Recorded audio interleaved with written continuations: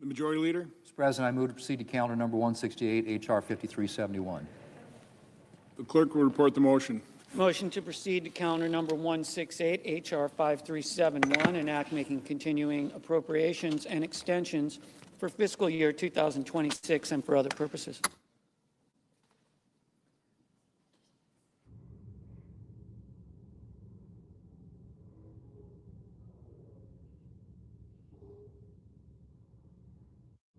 Mr. President, I suggest the absence of quorum.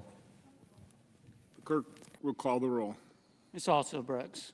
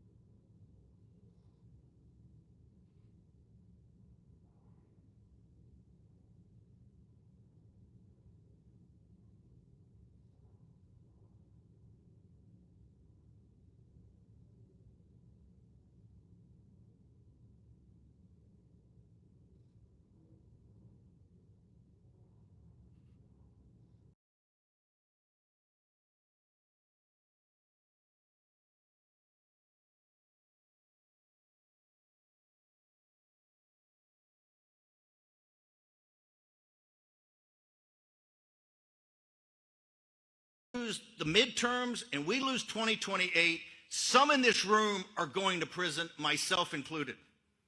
They're not going to stop. They are getting more and more and more radical.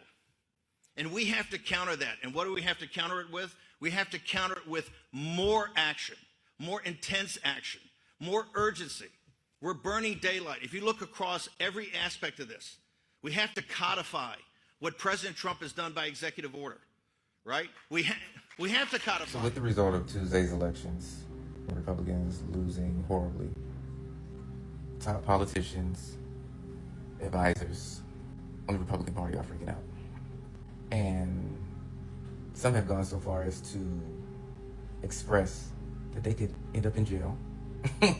Some have expressed that the president could be impeached and removed.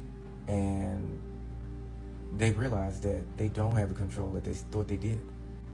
Steve Bannon and other top advisors and politicians have said that they need to expedite the plan to get it done before midterms. They need to ramp up their control.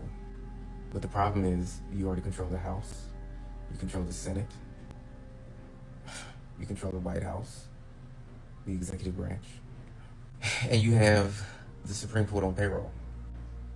Not even an hour ago, Pete Hegseth has a press conference where he is changing the footing of our military defenses from peacetime to wartime footing for the acquisition of weaponry. I could be wrong, but I feel like this is their Hail Mary. Typically, when the country's at war, the country will stand behind the president. And I think I would not be surprised if somehow, some way, something gets ramped up and we have some type of, not necessarily a war, but a strike or some type of shit. Something worthy of the consideration of keeping him as president. And I'm saying this because we've seen the malicious compliance firsthand, on camera, live, in color. Donald Trump and his administration know they don't have the support of the military. And in order for them to pull this, whatever type of coup that they're trying to do as far as Project 2025 and turning this into an authoritarian country, You have to have the military on your side. Who in the military is going to be putting up a fight against him in the middle of a military exercise? They have an oath to listen to them. I mean, I know it sounds crazy, but hell, they're already risking lives trying not to feed people. Why not risk some lives of military enlisted? It's crazy. Yeah, wow. I'm just an average American. But I'm an American. And some of the things I see in this country of ours make my blood boil.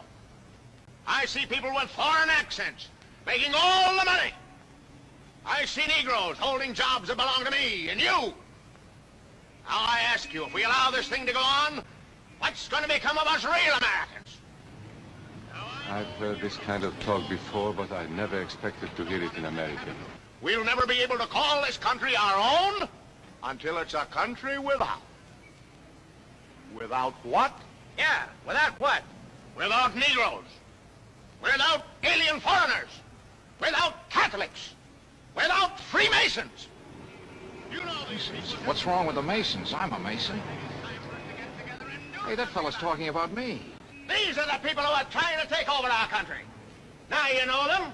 You know what they stand for. And it's up to you and me to fight them. Fight them and destroy them before they destroy us. Before he said Masons, you were ready to agree with him.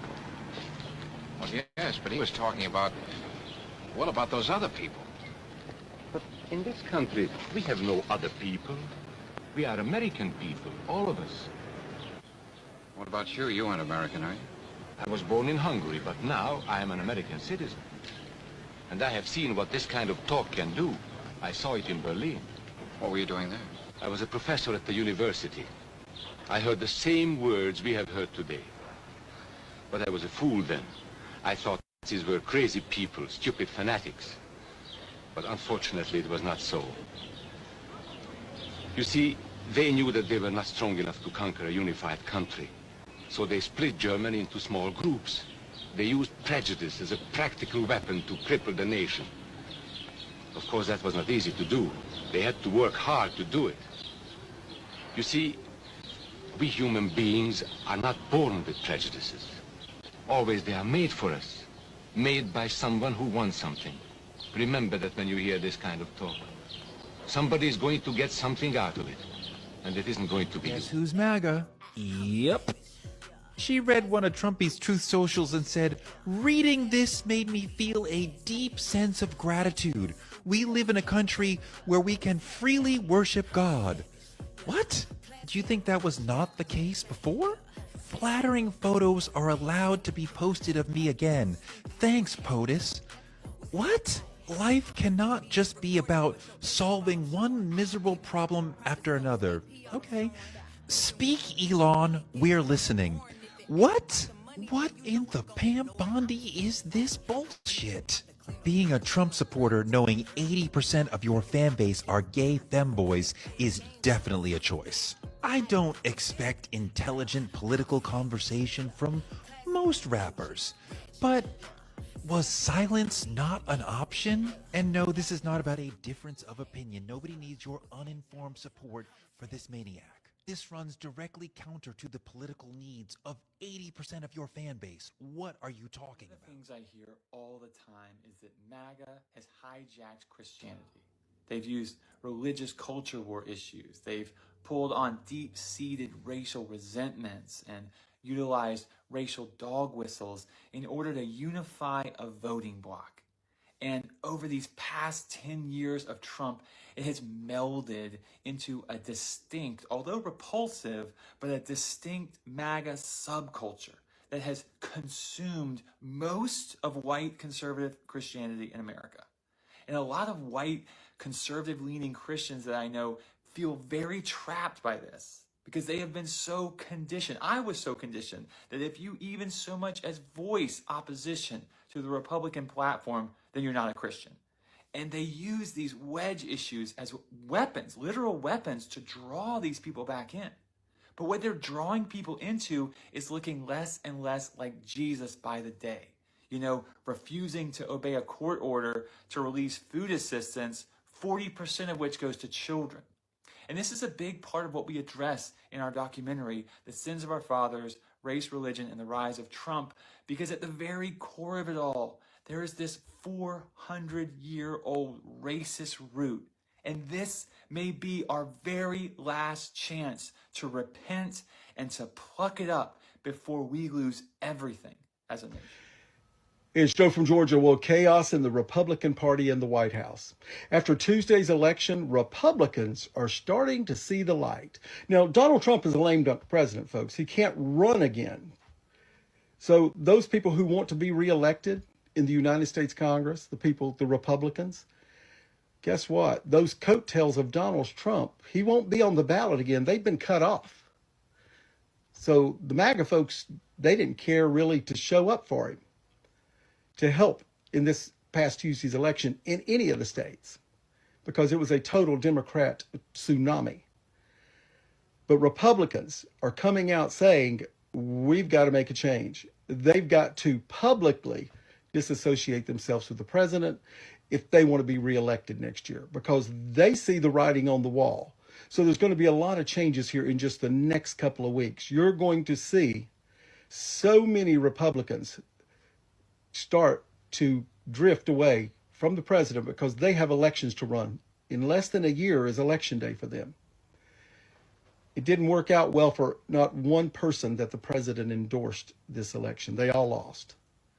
So folks, there is the day of reckoning has showed up in Washington, D.C., and the Republicans, they're scrambling. Someone who was raised MAGA, the sad reality is that a lot of white women only vote the way they do because of their husbands. And white women are a demographic of people that consistently, historically have voted against their own interests. If you are a white MAGA woman, I want to tell you right now, there's a high chance that your husband is probably cheating on you. And if he's not doing it in the physical world, he's doing it in the online space. Most people who consume OnlyFans and other content are married. And here are some messages that I have gotten in my DMs on Instagram. This guy directly says that he hates his wife and he is trying to get me to send him explicit content or whatever. I don't do that, but point being, I like to talk to these men to see what is going on in their lives and where they live. And if I can, I will try to get a hold of their wives. Can't even tell you how common of a pattern this is and how many messages I get of married MAGA men trying to get me to engage in this work with them. So if you are a woman and you voted MAGA, be careful where you place your loyalty.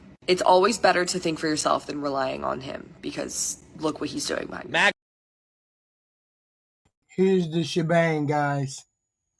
Yes, Democrats did win on Wednesday.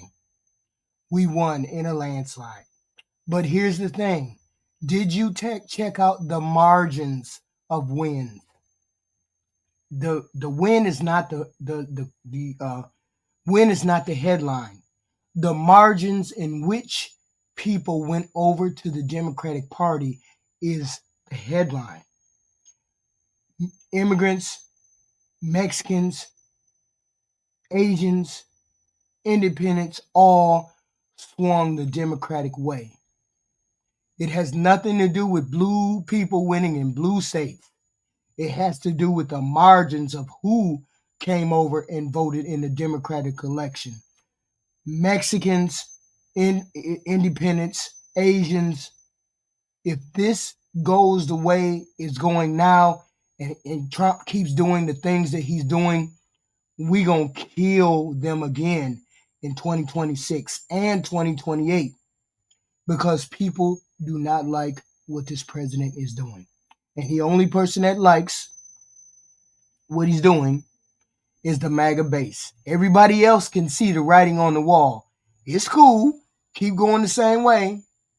Keep going the same way you going. We're going to show you come 2026 and 2028 that you mess with the wrong demographic, right? You mess with the wrong demographic. You try to erase black people. You try to erase the Hispanic people. You try to erase women's rights, and we're telling you, no way. That's what that this is for. The election on Tuesday was foreboding for you guys. Foreboding for you guys, you Republicans.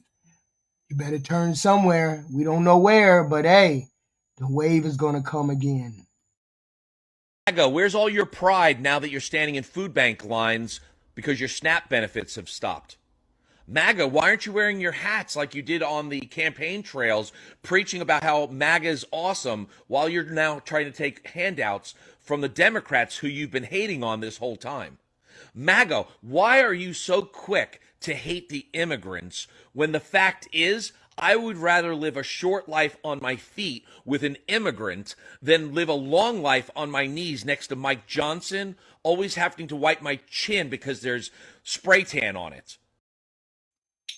As I said, Darren, it's the margins that we're looking at. Blue was going to vote blue. The margins were how many people came out and voted. It was people who voted for Donald Trump the last election. All of those people besides Republican came and voted Democrat this time. That means you guys are going to get slaughtered if that happens next time. Just wow.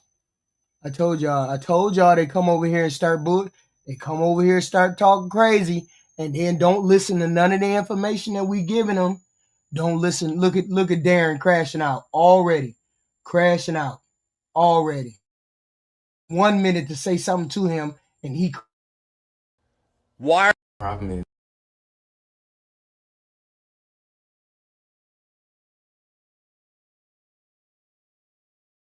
You've been hating on this whole time. MAGA, why are you so quick to hate the immigrants when the fact is I would rather live a short life on my feet with an immigrant than live a long life on my knees next to Mike Johnson, always having to wipe my chin because there's spray tan on it? Why are you standing here being a part of a system that doesn't care about you? Why is MAGA choosing to be beholden to somebody who has shown zero care for the very people that got him into office? Why is it that you are so hell-bent on believing that a 34-time felon is telling the truth, but yet good home Christians are trying to speak to you and you're denying? Some major news. The heads of the MAGA movement are scared shitless, and that's not me exaggerating. They're admitting it. Apologies for looking like an old man, but I took out my contacts for the night. Steve Bannon at a speech today saying if we lose the midterms and we lose 2028, some in this room are going to prison, myself included. Alright, so there is both a very obvious good side to this and a very obvious bad side to this. Let's explain it. The good side of this is it confirms what a lot of us already suspected after the elections on Tuesday were a total blowout for the Democrats nationwide. We saw races in Minnesota, in Georgia, in California, in New York, in Illinois, in New Jersey, and in Virginia, all swing to the Democrats without question. Political analysts are very much correct right now when they say that the elections on Tuesday were a test of whether or not Americans are willing to put up with Trump, and the result was a resounding fuck no.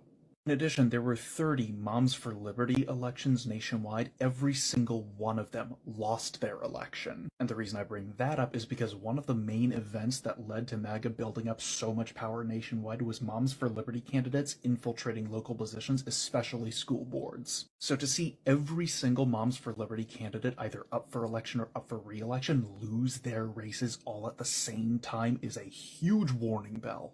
What happened on Tuesday backed up what I've been trying to tell a lot of you for most of this year. MAGA does not have anywhere near as much control as they think they do, and what control they do have is rapidly slipping. This isn't stopping evil things from happening, but this is absolutely the extinction burst of MAGA.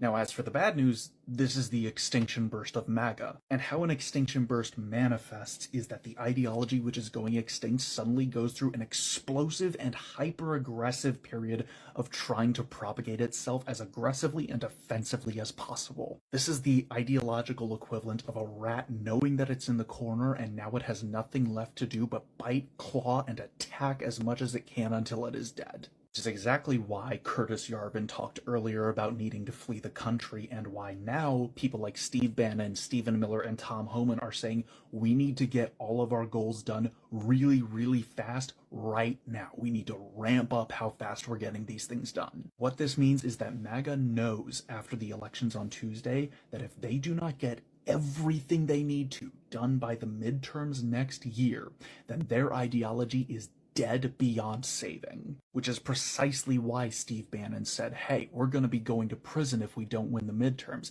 The real people who are going to be prison are people like Stephen Miller and Tom Homan and Steve Bannon, not the average MAGA voter, but they want to convince MAGA voters that they're going to be sent to prison too. MAGA has officially entered terminal fight or flight. They are going to get much more aggressive. They are going to get much more pushy about their agenda. But the flip side of that is, the more aggressive they get, the more they rush to get things done, the more mistakes they're going to make, the more lines they're going to cross. They push too hard, too fast, everyone will lash out.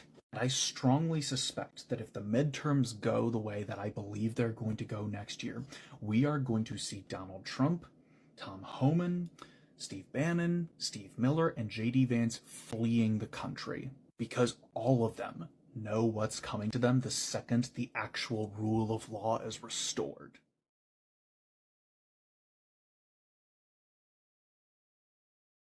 Lose the midterms and we lose 2028, some in this room are going to prison, myself included.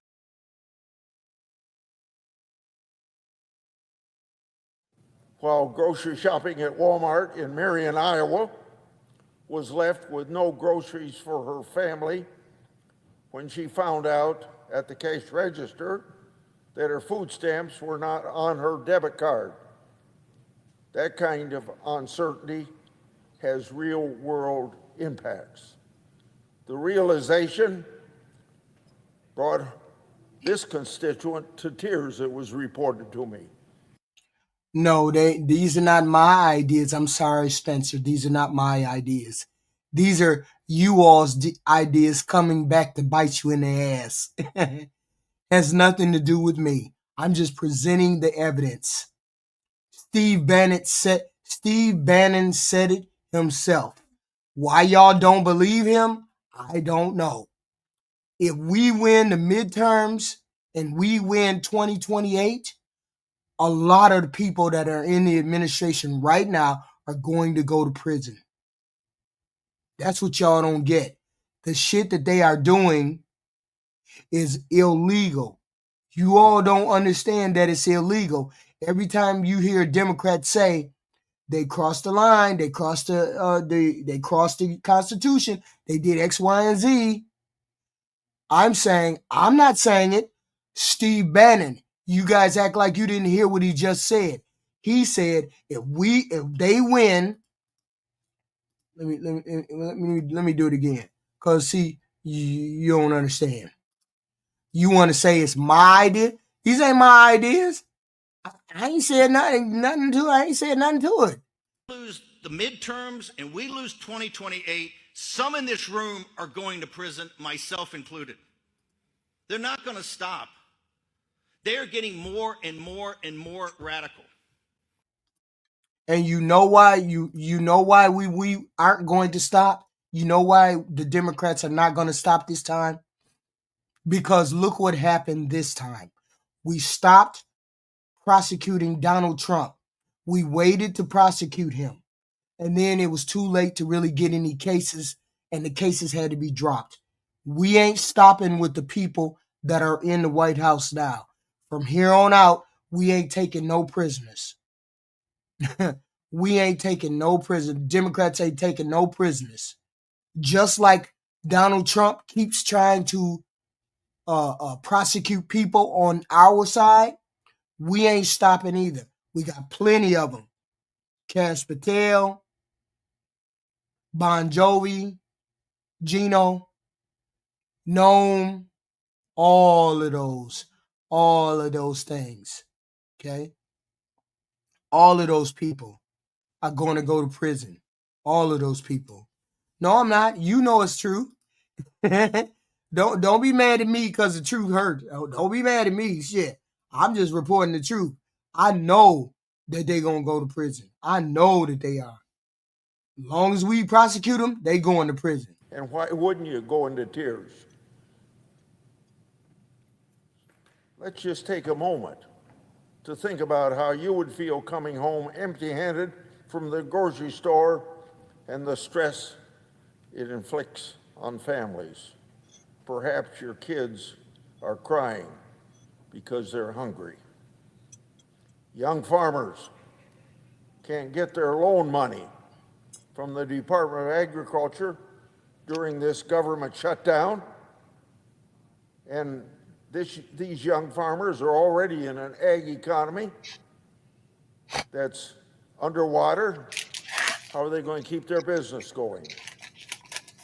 And then I don't know what percentage of the American public flies every day, but it's significant that flights are being canceled left and right because air traffic controllers aren't being paid. That means people are trying to get to a 6 family member or You pay $1,800 a month for what?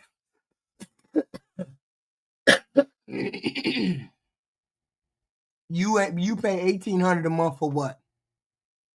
That's what I'd like to know. $1,800 a month for what? I pay $2,000 a month in mortgage. What you pay? million people who have families and bills to pay. Now, that's just 4 or 5 examples. Unfortunately, the list could go on. Excuse me, I y'all. often say Washington, D.C., right where we're standing now, this town and the people that are in it live and work in an island surrounded by reality. I've been begging Leader Schumer to give just 5 Democrats the go-ahead to join us in a common sense, clean funding bill. Let me. This is where we at, y'all. This is where we are at.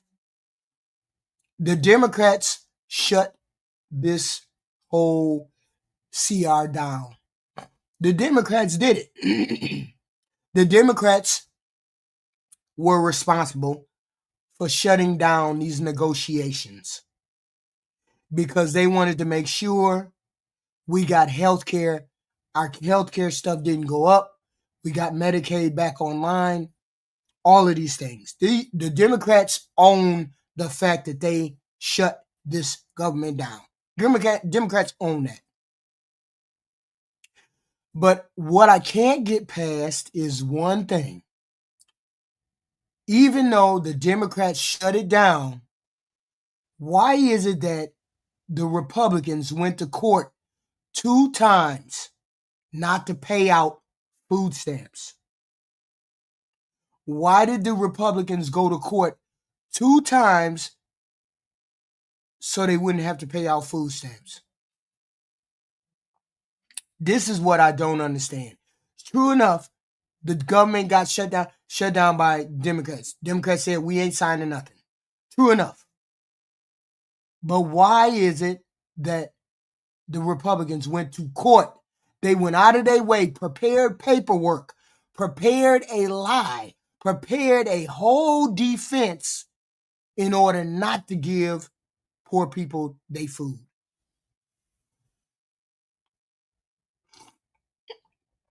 Why did they do that?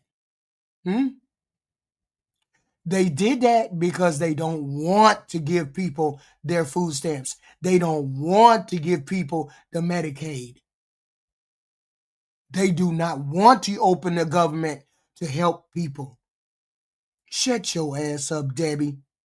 You didn't answer the question. I said, why would they go all the way to the court and make a defense, prepare a defense, prepare all of that just so they wouldn't give people food stamps? We own the fact that the Democrats went and they shut it down. No, y'all not going just skip over poor people. Y'all not just finna let everybody's subsidies go sky high, go away. We own that. But what we don't own is you Republicans going to the court and preparing a defense, preparing a whole lie so that you didn't have to give people food stamps. And yet and still, you didn't have a problem in the summer giving those rich people their tax cuts. You didn't have a problem with the president giving Argentina $40 billion. No, ain't no low IQ fact. Don't be mad. Come up with facts, Alpha. Don't be mad. Don't call me low IQ when I'm stating the facts. If my facts are wrong, please present the right facts. Please present the right facts, Alpha. That's the problem with you all. You don't like what you hear, so you call people names. Let's try not to call people low IQ when they're not low IQ. You're low IQ because you haven't done any research. Don't be mad at me because I presented the facts. I stated, I even conceded to you all that the Democrats shut this down. I conceded that. But the Republicans went to court 2 times with lies about money that they couldn't release, even though they made the contingency plan in the summer just for food stamps. SNAP food stamp money was done, made up, put together in July already so that they could pay out the food stamps just in case we had a shutdown. There was a fund already for that. But the Republicans went to court 2 times. 2 times not to pay out the food stamp. Now, you did it twice. Go to court once and say we can't do it. Okay, cool. But you went to the court 2 times. You went to the court 2 times saying we're not going to pay poor people out their food stamps. And yet and still, you didn't have a problem giving the rich people their tax breaks. You didn't have a problem giving a loan to Argentina, $40 billion. You got Republicans over here caping for the rich people. We own the we own it. This is now the Republican shutdown. This is now the Republican shutdown. Because you went to court 2 times and you lied to the American people saying you didn't have the money. You had the money to give to the rich people, so you got the money to give to Argentina, so you got the money to give people food stamps. That's how I know you're lying. And this is the Schumer shutdown. No, not Schumer shutdown. This is the Trump shutdown. Sorry. It is what it is.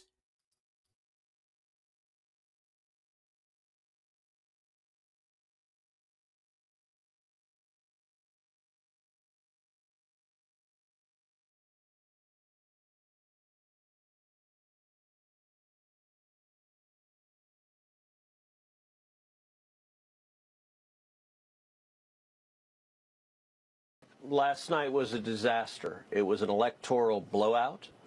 The results in New Jersey were disastrous. The results in Virginia were terrible. The results in New York, Comrade Mondami is the face of the Democrat Party. We have an actual communist jihadist. And it's important to note, Mondami is not a socialist. He is a full-on communist. He is called for seizing the means of production in our economy. He is a Marxist. That is profoundly dangerous. And look, I know there's some Republicans who are saying, well, gosh, this will be good politically because it'll be the face of the Democrat Party. I think it's terrible for America. I think, New York is the largest city in America. It is the financial capital of the world. It is the media capital of the world. And New York, we are going to see New Yorkers die. That was Ted Cruz melting down over the election results on Tuesday. Now, to his credit, Cruz is right that New Jersey and Virginia were disastrous for the GOP. But if you're wondering why the GOP lost so badly, it probably has something to do with the gaslighting and vilifying that Ted Cruz goes on to do in this very segment, where he attacked Zoran Mamdani as a communist jihadist. The reality is that Zoran won because, unlike Ted Cruz, unlike Donald Trump, unlike Republicans, he was focused on issues that New Yorkers cared about, namely affordability. It really is that simple. And Republicans are horrified that they can no longer get away with pretending that they care about affordability.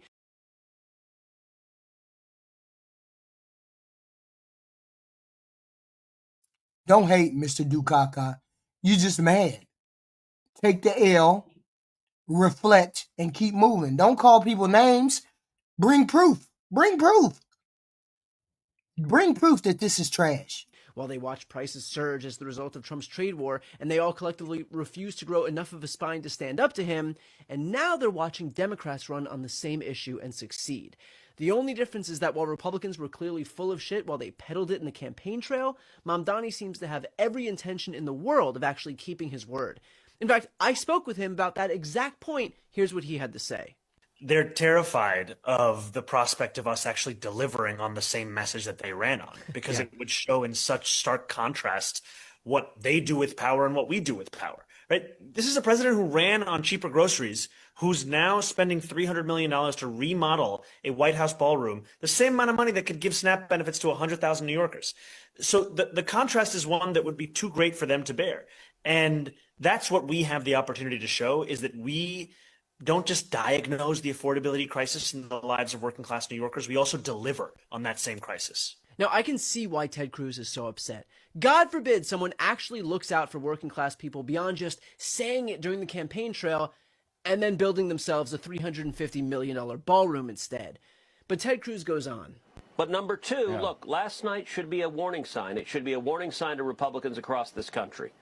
The left, they're energized, they're angry. Democrats are outraising Republicans right now, 3-1, 4-1. It is dangerous, and I think on our side, they're Republicans. Oh my gosh. What? That line's so goddamn long. Them motherfuckers are waiting on Moses to spread out this imaginary fucking ocean. TSA said, where my paycheck at, bitch? Not today. No way. Fuck you. Anything fucking goes. Bitch, you can walk to that motherfucker with a pew-pew, a knife, hairspray, 2 tubes of toothpaste, a large tube of hair gel. They don't give a fuck. They not throwing the motherfucking thing away. Bitch, pack that shit. Be blessed. I do not like this, and I'm not okay with this. This country is fucking in trouble, and these people have families, these people have bills, these people have fucking real life, and this is not okay. And if you think that this is okay for one fucking second, you are part of the fucking problem. Do better. This is the President of the United States, the leader of your party. President Trump so far has not endorsed you, and you are the Republican nominee. So why hasn't he endorsed you in this race? We understand what this is about. The president will make certain decisions. I've already met with him, and that's as far as I'm going to go.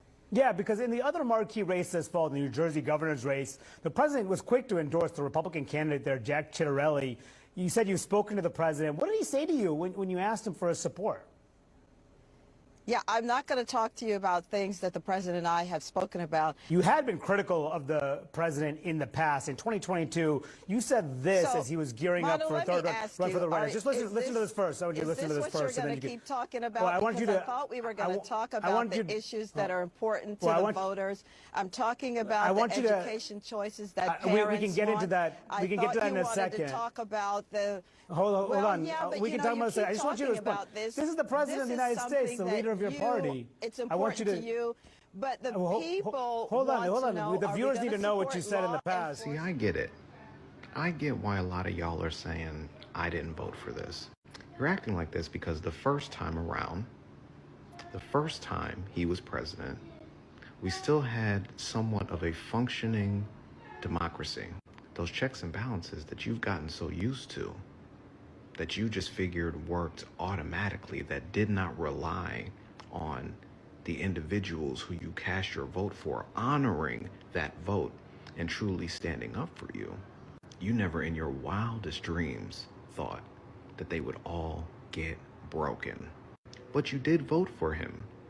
You voted for him, and you want to believe that somewhere deep down, even though at no point has he shown you that he truly cares for anybody in your position in life, you just thought maybe he was gonna look out for little old me, because he feels the way I feel about people who don't look like me, people who don't live where I live, people who don't worship the way I worship. He says all the same things. He makes all the same people uncomfortable that I want to make uncomfortable. So clearly, he is going to have my back.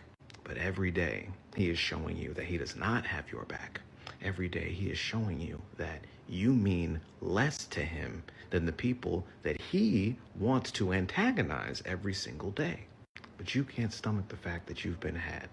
There has to be some other reason, and it has to be fueled by the people who I have been told my entire life I should not ever agree with. It has to be them.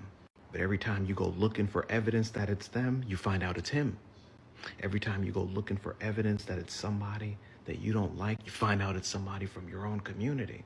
And then you go, this might actually be bad for me. Now you want to beg this man to look out for you. Now you want to say, hey, I voted for you, but I did not vote for this. Can you please do the things that I thought I was voting for? But all the people who you didn't want to listen to have been telling you this. He's not going to do it. And the people who are supporting him are not going to listen to you. And that really frustrates you, you know? That really gets under your skin. But again, you cannot take any accountability because you have to believe you made the right decision. So the only thing these people choose to do is either put their head in the sand or continue to lash out at the people they don't agree with. Because if they really had to step up to their own hero and hold him accountable, it would break their hearts. All of the Democrats won in Bucks County, Pennsylvania. Bucks? Please. Bucks County, Pennsylvania. Democrats winning in Bucks. How are you feeling this morning? Like, yeah, I can relate. Look, last night was a disaster. Last night was a total and complete disaster. It was an electoral blowout. The results in New Jersey were disastrous. The results in Virginia were terrible. The margins are so large, and Republicans lost across the board, everywhere, in every race. There's really no good news. You destroyed the Republican Party for a generation. The Republicans like to lose. They enjoy losing. Republicans did not have a good day. So anyone who says, well, not really that, but no, it was bad. Republicans don't know how to win. They don't know who to run. They don't know what to do when daddy's not there to fly them across the finish line. I don't think it was good for a Republican. The Republican Party needs to get it together. ASAP. MAGA fever breaking. I think there's a case to be made that it is. I do. But I also, I don't want to be a buzzkill here, but I do think we need to be cautious about this, because I remember this same feeling right after January 6th when impeachment articles were offered in the Congress, and it passed the House and it went to the Senate, and there needed to be 3 more votes in the Senate to convict Donald Trump, to impeach him. And Mitch McConnell didn't do it, and for that reason we're here today. So Democrats and democracy lovers should not get too excited about this, because we've been here before where you think he's, about to be dead and comes back to life.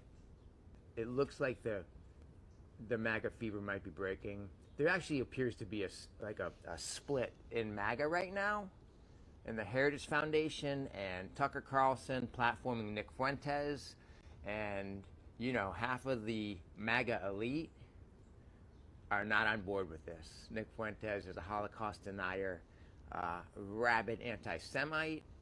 So there's a true split going on there that will just further weaken Trump and his base. But some of us are having a hard time getting excited about this, because millions of us literally warned you that we would be here. Everything that's happening, we told you would happen. And we were called, alarmists and bedwetters and over the top. And everything we said turned out to be true. And there's even things that we didn't think would happen. We didn't think it would be this bad. We didn't think he would purposely tank the economy with this terrorist fiasco. But that's what's happening. And who knows why he did it, just out of sheer stupidity or out of some way to gain the markets so he and his rich friends could get rich? I don't know, but we're headed for an economic crisis. That's not just me talking out my ass. Just look at all the economic indicators and look at the people who are really smart about the economy, what they're saying, that a lot of the economic indicators are similar to what was going on before the Great Depression in the 20s, a century ago, literally. Everything's cyclical, so you could see that coming to pass. And here's the other thing that just gives me real pause, and it's hard to get fired up. The amount of damage that's been done to the Department of Justice, and with Trump ordering the prosecutions of certain people, this has never been done before in our country's history. So in firing hundreds of federal prosecutors that worked on the cases that had real evidence of severe fucking crimes against him, that those crimes got pushed aside, those cases are over, and the people that worked on those cases got fired or reassigned, and people at the FBI getting dismissed. So these things are going to have a generational effect. It's going to take a generation to repair that. So again, I don't want to rain on anybody's parade or be a buzzkill, but there really needs to be just a reality check on how much damage has been done and will continue to be done, because there's still 3 years left of this fucking nightmare. But the good news is that all the evidence points to Latino voters really running away from Trump. I mean, I guess just to see people like you, people that look like you, getting chased down in the streets by masked men with no identification and kidnapped is enough to get people to say, hey, wow. You know, hopefully that does the trick. But there's a long way to go before the midterms, where Democrats need to take control of the House and the Senate, although that's a longer shot. And then 2 years after that, where the next presidential election happens. But just a reminder that so much damage has been done that didn't need to happen if people were just paying attention. If people were paying attention a year ago, the way that they appeared to pay attention this past week. A big loss. You can say that these states were traditionally blue, but you can also say that heading in, there was some thought that, especially in New Jersey, that Ciattarelli would do better. The spreads here are surprising. Maybe not the results, but the spreads. And if you look inside the numbers, there are some dangerous things. One, young women overwhelmingly in New Jersey and Virginia supported the Democrat based on economy, on immigration, maybe those ICE images. The affordability push by Mamdani really sticks. And that's basically inflation and how people feel about the economy. So this dichotomy between how Wall Street's doing and how big business is doing and how you feel about it at home is something Republicans really have to look at closely. But look at this spread in Virginia. It's massive. Do you think that the young people, especially in the Mamdani race, which is fascinating to me, do you think that they were that they liked his solutions that he was putting forward, or he was the only one who was actually talking about it? They turned out in droves. Young people they did. I mean, in big numbers. 18 to 39 came out for Mamdani big. You know, I think Cuomo started to close at the end because he was saying, here's the fearful things, here are the things you have to be worried about.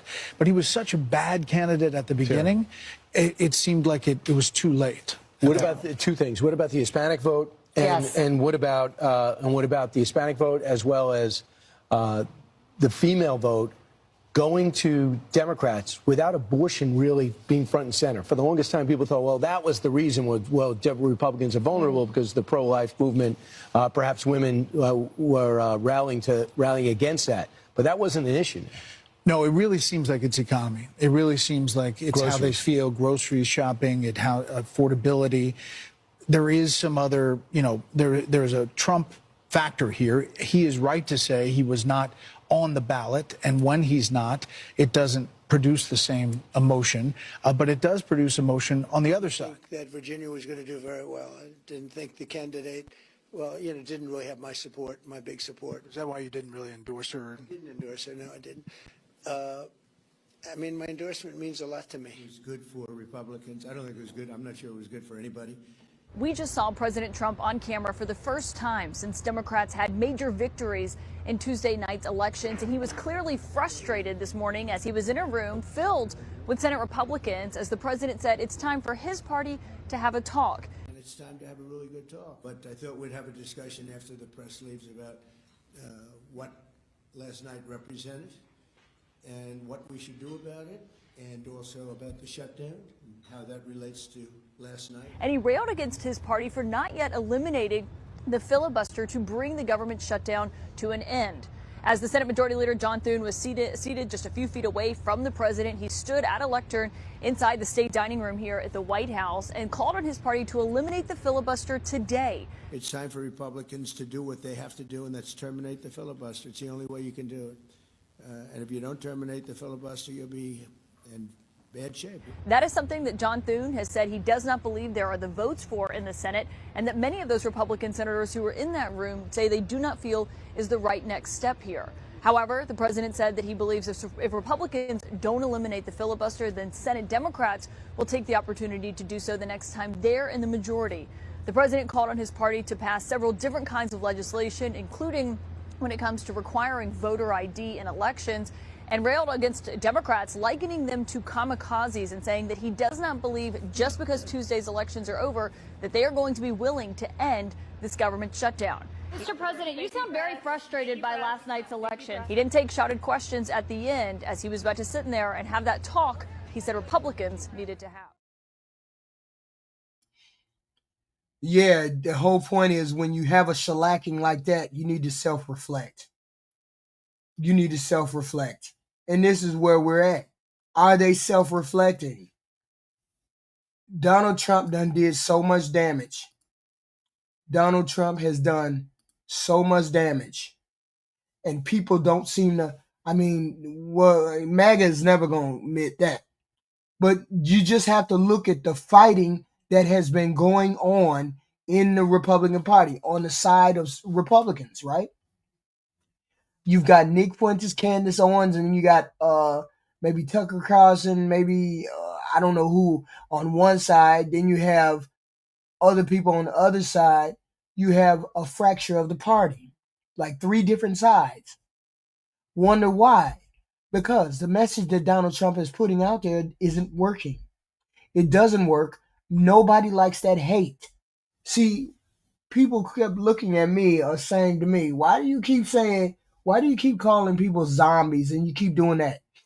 Because most of the people are not thinking for themselves. You have to start thinking for yourself. You cannot listen to the garbage. I have people come in here and automatically say I'm lying about stuff. I say, show me proof that I'm lying. Show me proof that what they say is the truth. What they didn't say is the truth. He didn't endorse the black Republican because she's a black female. That's why he didn't endorse her, okay? He didn't endorse her because of that. It just is what it is. We all know that. You endorsed everybody else. Why didn't you endorse her? She was saying that same goo-goo la-la that y'all always say, that most Republicans say. We don't like the trans. We don't like the gays. We don't like the XYZ. We don't like the immigrants. And she was saying all of that stuff. Just how people say it in these comment sections. And y'all don't understand that shit sounds weird as hell. When you hear people screaming about not liking trans and gays and immigrants and all that. That sounds really, really off. Okay? Really, really off. And she was doing that. I went to her website and saw her give the speech. She sounded really, really off. Okay? So my thing is this. You can't sound really, really off and then expect people to follow you. She sounded off. Okay? But then again, there's other ones that sounded off too, right? So what we're saying is you forgot which is something I have been saying to you for a while. Nobody gives a damn about the gay, trans, immigrant. Nobody gives a damn about those issues. When there's no more food on the table, when people need food stamps, when people need bills paid, nobody gives a damn about immigrants or anything else. So when you get out there and you start talking about immigrants and gays and trans, you're going to lose the election, especially if the person that you're running against is talking about stuff that you really, really care about. Food prices, gas prices, all of those things, wages. We need to start talking to people, our leaders, the people that we elected. We need to start talking to them about changing the minimum wage, trying to figure out how food can be more affordable. And I get it. Food is somebody else owns all of that, but they need to do something. Okay? You need to do something. And that was the going message that all of those people had Tuesday night. Food prices, affordability, accountability. We need to get gas prices down. We need to get housing down. We need to get food down. And most of the other candidates were talking about, oh, do you want your child to go to a bathroom and there's a man in there? I get that people care about that, but that's not going to move our country forward. We're trying to move our country forward. And talking about gays and trans and immigrants is not going to move our country forward. Nobody's life has changed. Nobody, I guarantee you, nobody that is here, their life has changed for the better or worse since Donald Trump started deporting people. I bet you your life hasn't changed one bit. It hasn't affected your life or your money or the food stamp prices or the gas prices or anything else. It hasn't changed your life one bit. So why the hell are we worried about some gays, trans, or immigrants? We have bigger fish to fry.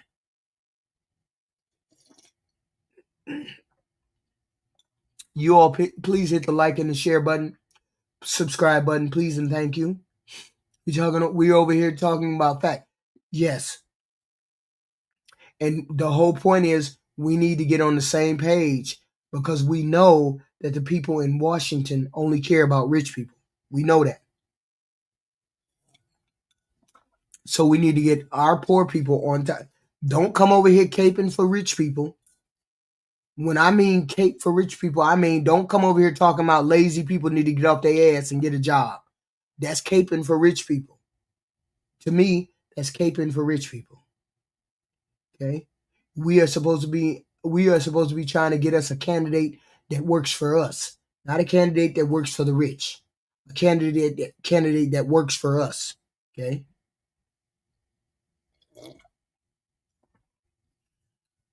And they're trying to say, oh, okay, well, we don't want to do X, Y, and Z. Okay. You don't want to help us out? No, then we're going to start voting you guys out. The first set of people that need to be voted out are all of these people that let Donald Trump do what he wanted to do. All of these people that allowed Donald Trump to do what he did or do all the things that he wanted to do. And this murder Charlie Kirk right here in Utah. I'm so freaking pissed right now. This is bullshit. I love that guy. He would have been our next president. President Trump, if you see this, please save us. This is America. This is our land. This is Ariana Grande. Used to be one of my favorite artists. If she hates America, I hate her. Any last words, Chrissy? Say bye to your career. Bye. You motherfucking animals! Why? Because you didn't agree with his politics? Because you ideology? That's the reason why he deserves to die! You fucking animals! Donald Trump, if you can hear us, please, Donald Trump, please save me. Please save me, Donald Trump, please. I'm asking you. The thing about this post-election day is watching the MAGA crash outs. And it's more so the fact that all the MAGA people are out here confusing fascism and communism, And meanwhile, Mamdani is a democratic socialist, and they clearly don't know the difference. And then there's the whole thing that like 99.9% of these people do not live in New York City, probably have never visited there, or maybe went there like once or twice.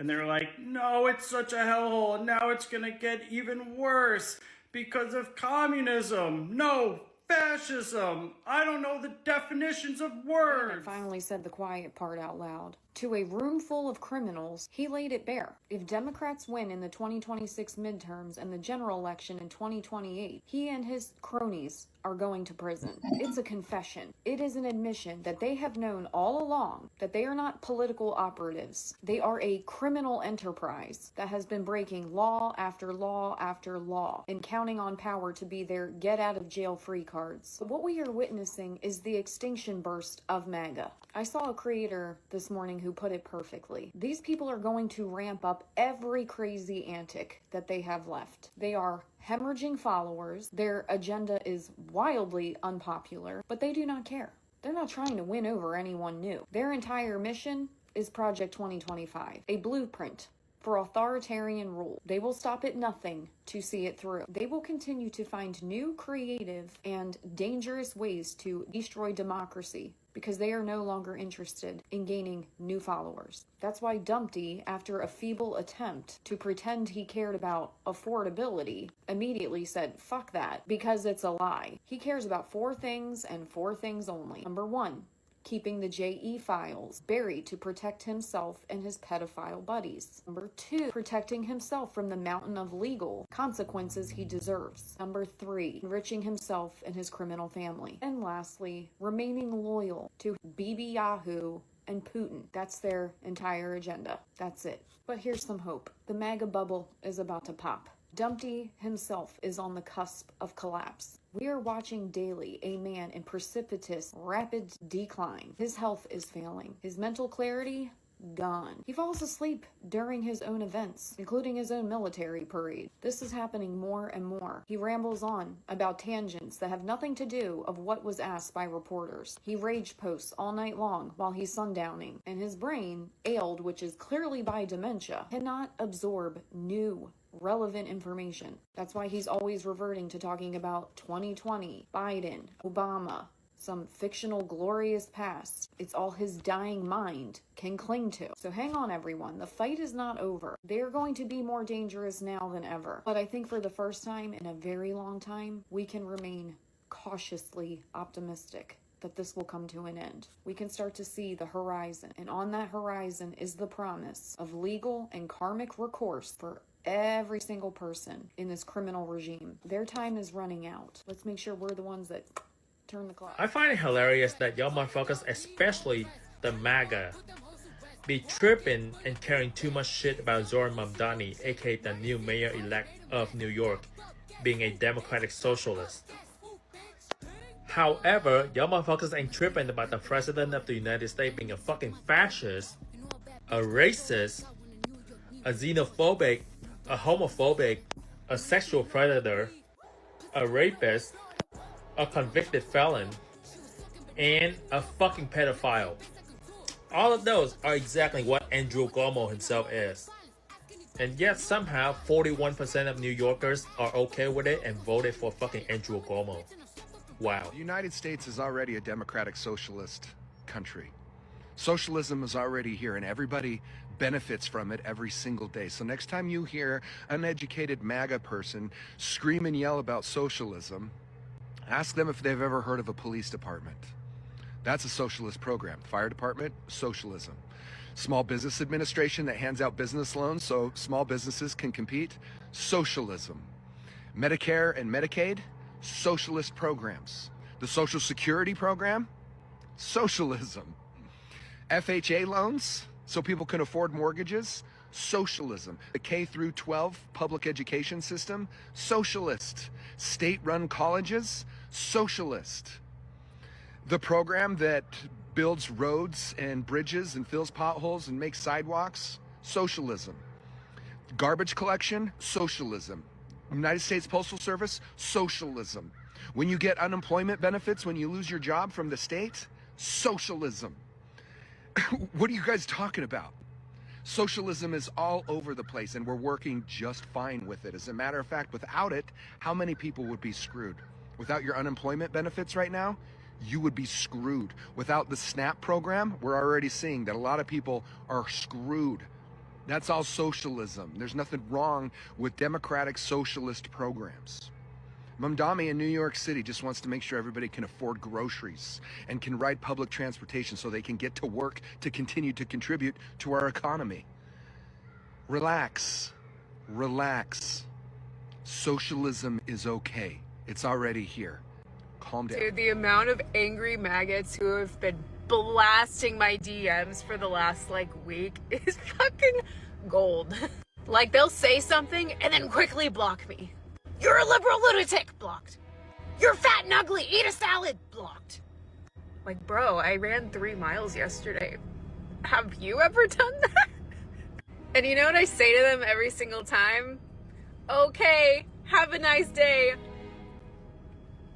They fucking hate that shit, bro. Mad. They're so fucking pissed because now they can't villainize an entire population unless it's their own. That's why they're so upset, because they played the victim and then realized that they were the villains. But their cognitive dissonance doesn't allow for that. So now they're just gonna implode. The Republicans are losing their minds. Okay, I'm reporting live from the United States of Embarrassment, and I have your breaking good news now. There has been a lot on social media, mainly a lot of vocal opinions about what they voted for and that they're upset with their vote. Yeah, so now they are trying to find ways to alleviate the brunt force that is what happens when you support the Dollar Tree dictator, okay? And it's like, okay, it's too late now. You telling me this is what I've always known. So why does it matter now? Now, see, this is why it matters, is because a lot of the things that are happening right now definitely affects them. Healthcare, food stamps, welfare. It is prevalent in that community. And so what do we do now? Well, now the Republicans that are also in the legislative branches are starting to turn away from the commands of the Dollar Tree dictator. He told them that they had to stay this weekend and end the filibuster. You can't leave. He told them that they could not leave this weekend. They had to stay in D.C. They left. The Republicans said, oh no, we're leaving. Thank you, though. But no thanks. And so just sit back and relax, guys. That's all I'm saying. And as always, I will be available to provide you with breaking good news to outweigh the bad. Bye, guys. That's right. Exactly. Okay, what's that? What can you show me to prove that the borders are closed? The numbers are down. How about that? Right, so people can't cross in and out? The borders are closed? Only legal ones. Legal ones. Exactly. Oh, so we have no undocumented people crossing over? We have no more caravans. We have no more Venezuelans coming by the thousands. Oh, another person that just hates the Venezuelans. By the thousands. Right. So you have no idea what asylum That's seeking right. is, right? I know you don't like. I know you don't like it, liberal. I know that you don't like it, but those are the facts. Listen, buddy, don't crash out. We just started this conversation, buddy. Don't crash out. Fuck up, liberals. Oh, Latinos that was for Trump. crazy. Fuck It took you, 1 minute. Liberals. It I'm took a 1 minute Latino for the and crash I love out. Trump. You know what I do when I'm bored? I watch 1 deportations. minute. I love it. I order my Calzón. pizza and I watch deportations. Keep Calzón. on crying. Keep on doing your thing. Trump's still 1 your minute. president. Ranting and raging doesn't matter. Trump's still your No, sure. president for Thank the you so next much for the 3 gift. years. Appreciate And it. MAGA continues All right. after that. I'm going to let him baby. crash out in silence. Hopefully, when he's done crashing out, he wants to have a proper conversation. Chat, that took 1 minute. I mentioned Venezuelans and he. That's how it happens here. You said they come in the door. You guys come in the door talking about libertards. Instead of self-reflecting, you come in the door calling people names. That's wild. It only take 1 minute to trigger you guys. Maybe you need to figure out why you get triggered every time somebody says your orange thug is trash or his whole program is trash. Maybe you need to figure out why y'all crash out. What the hell is going on? Why do you crash out when we tell you his shit is trash. But it is what it is. We got to keep going. We just got to keep going. And I hate it. But I'm going to play this one more thing again. Let me play it. This person would not be saying this if it did not have a little truth to it. Lose the midterms and we lose 2028, some in this room are going to prison, myself included. Some of us are going to prison, myself included. Why would that political operative, that particular person, say some people are going to prison, myself included? I wonder why. Because we understand that this president has done illegal things. You guys do know that he signs more executive orders. Executive orders don't replace law, right? He can't just rule by executive orders and all of it be legal. I hope y'all know that, right? That's what this guy is saying. They're not going to stop. They're getting more and more and more radical. We lose the midterms and we lose 2028, some in this room are going to prison, myself included. He's saying that because he knows that some of the stuff that the president has been doing is illegal. He knows it's illegal. And the Democrats ain't going to stop. We're going to put them in jail. We ain't going to let it go this time. Because y'all took our country down a dangerous path. Okay? Because you took us down this dangerous path, we ain't gonna let you forget. We're gonna start putting y'all in jail from day one. I hope we win the midterms. I hope we win the midterm and we take the Senate over. Because if we take the Senate over and we pick up those seats, oh yes, we are definitely going to prosecute and impeach this president. That's right, Famous. We gave them a chance. We gave you Republicans a chance. We gave you MAGA people the chance to do the right thing. To do the right thing by the people. And you went down a path that nobody wanted. You started wars. You started throwing people out of the country. And don't get me wrong. Everybody wants some immigration reform. But what we didn't vote for was you dragging people out of their car, dragging people out of hearings, dragging people out of birthday parties, dragging people out of their house, dragging people out of their car, putting people in cages, sending them to other countries, sending them out of the country, all for something that is an infraction that would be comparable to a jaywalking ticket. I'm not downgrading immigration, but you had no business doing it the way that you did it. Okay? You had no business doing it the way you did. We all wanted immigration reform. We all wanted some kind of immigration reform. What we didn't anticipate was you to ramp up ICE and started kicking people out the country and sending them to other countries. We didn't anticipate you trying to circumvent the 14th Amendment.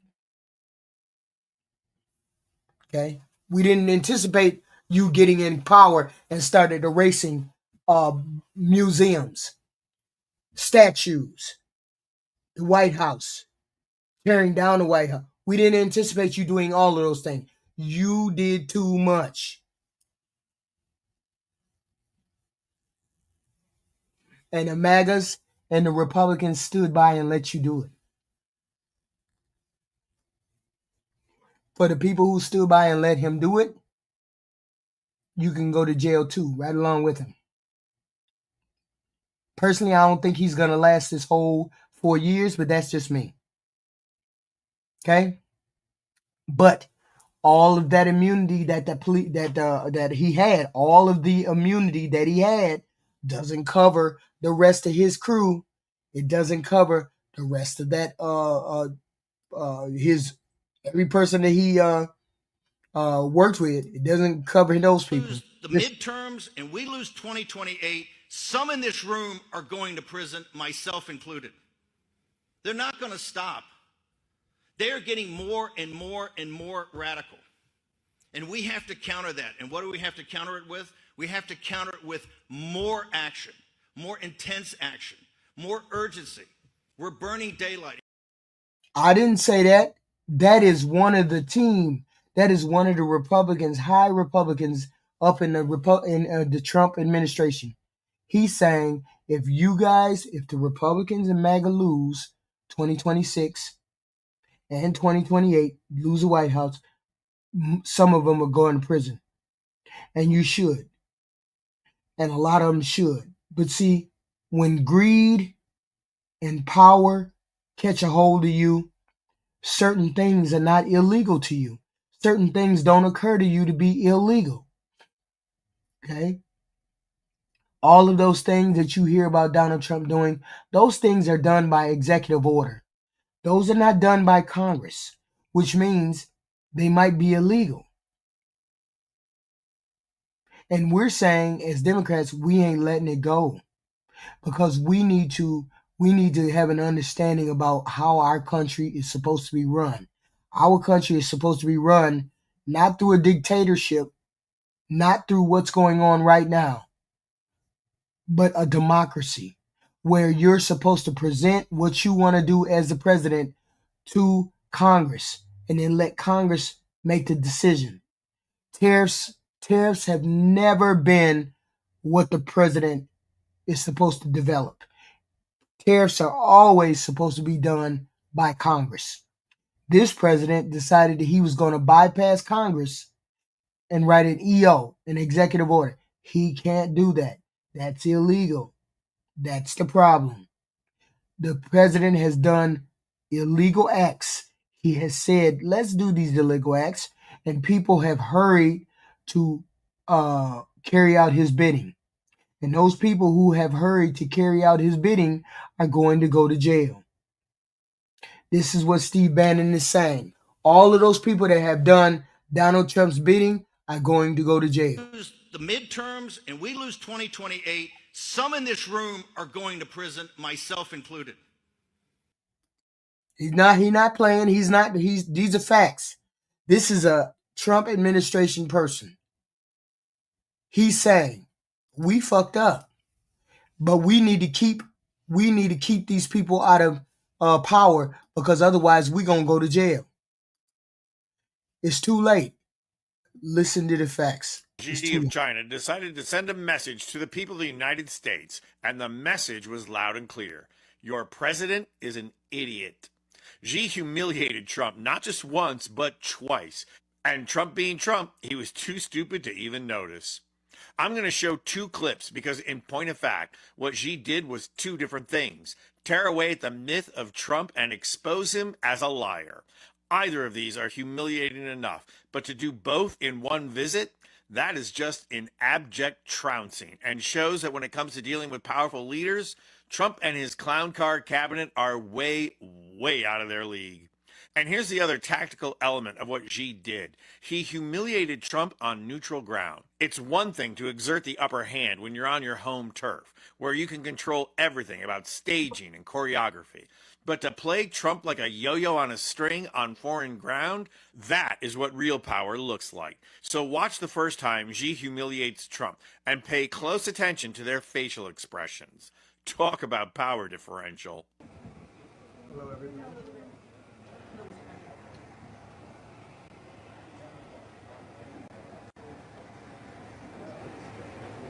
Mr. President, the President of the People's Republic of China. Good to meet you. Great pleasure to see you again. Good to see you again. Me too. And we're going to have a very successful meeting, I have no doubt.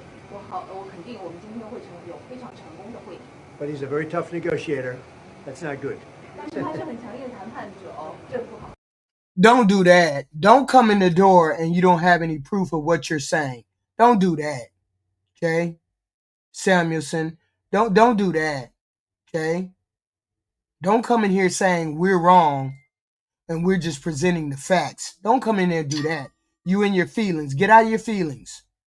Your feelings are even the world knows that your president is doing trash shit.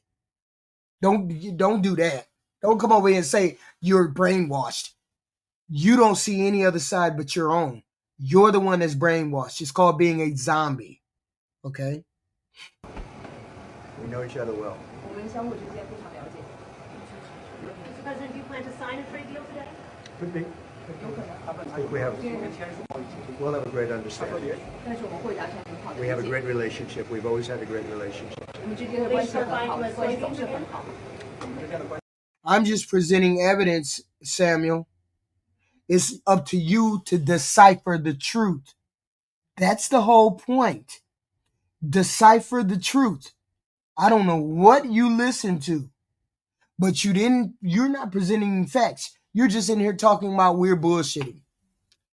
That's the problem. Zombie people. Just zombie people.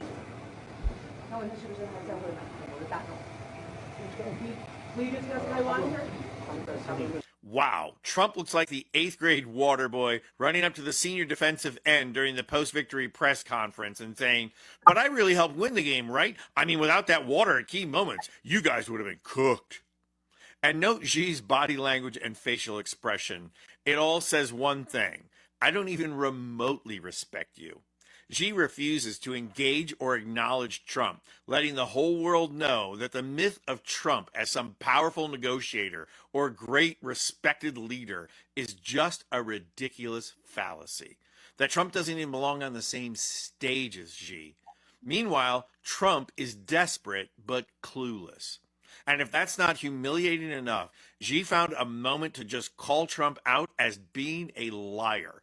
And not just any moment, but during negotiations. So in the most serious part of the whole meeting, of the whole trip, Xi reduces Trump to a little grade school boy caught telling fibs.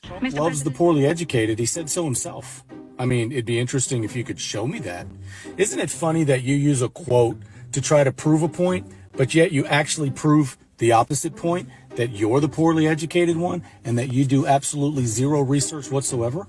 See, Snopes even fact-checked that false, because that's not what Donald Trump did or said. But yet you couldn't even pick up that device sitting in your fucking hand and do a half a second's worth of research to go listen to the speech yourself. Hi, Beardy. Is this the speech that you're talking about? We won with poorly educated. I love the poorly educated.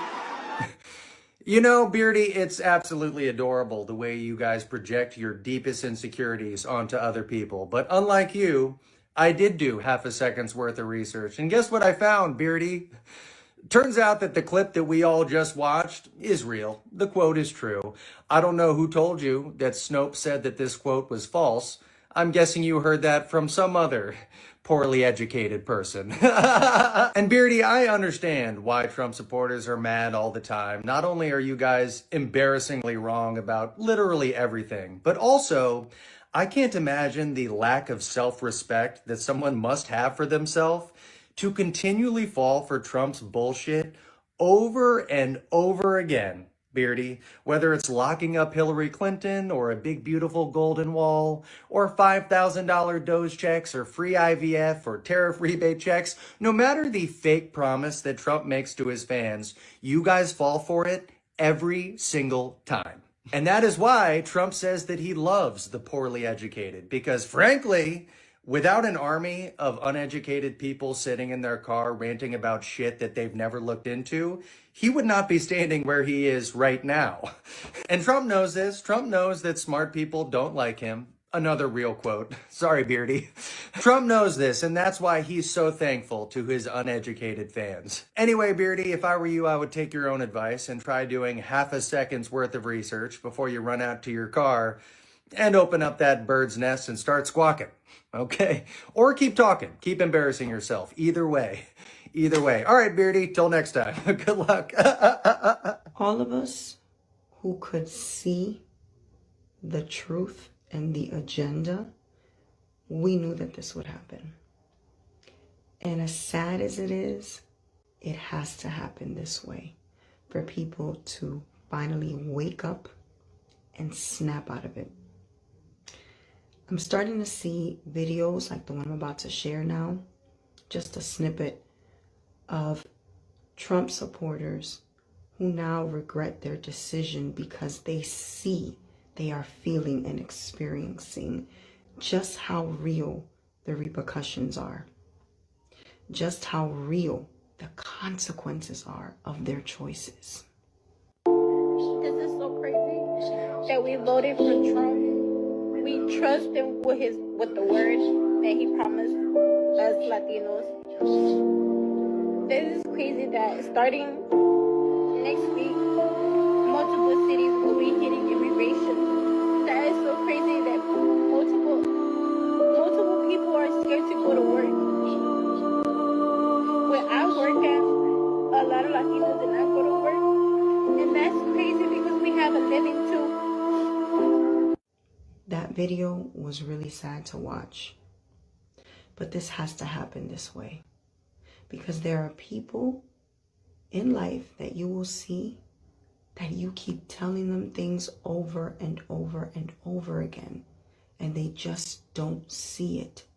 And it's not until they suffer a devastating blow that they finally understand that you were right and they should have listened. It has to be tragic. It has to be heartbreaking. It has to be devastating, because that is what it takes for people to wake up and pay attention, because this is what happens when you choose to continuously ignore the truth that's right in front of you.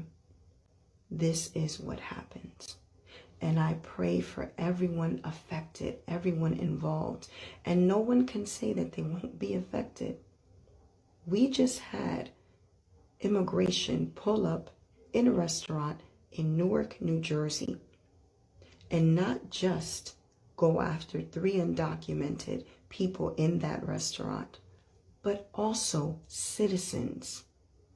They were racially profiled for looking like undocumented workers, and because they looked Hispanic, therefore that means by default they're all undocumented, they're all criminals, they're all guilty.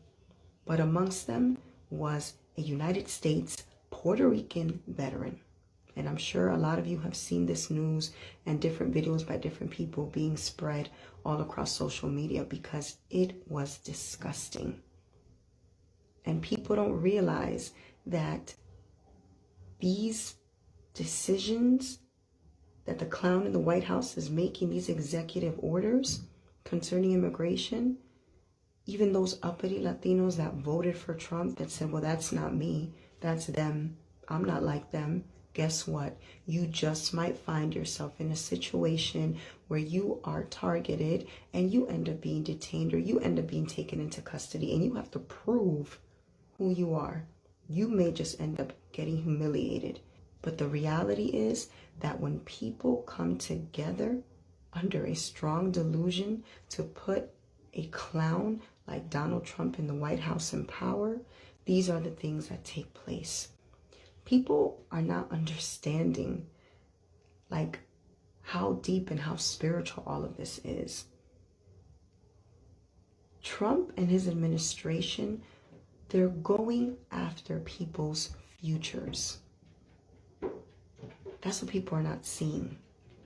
They want to completely change the entire dynamic of this nation by deporting as many people as possible amongst the Latino population, and by keeping as many people as possible from coming over, so that they can start to bring up their numbers, so that we will be back to being a minority. They're coming after future Sonia Sotomayors.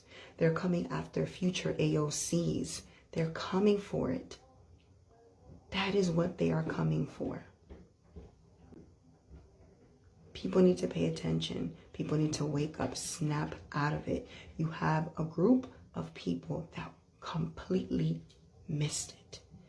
And where you thought you were safe, you're going to find out that you're not. Because at the end of the day, racist, white supremacists, they do not care how white adjacent you are or how white you think you are or how rich and wealthy and uppity you think you are, how more important or valuable you think you are.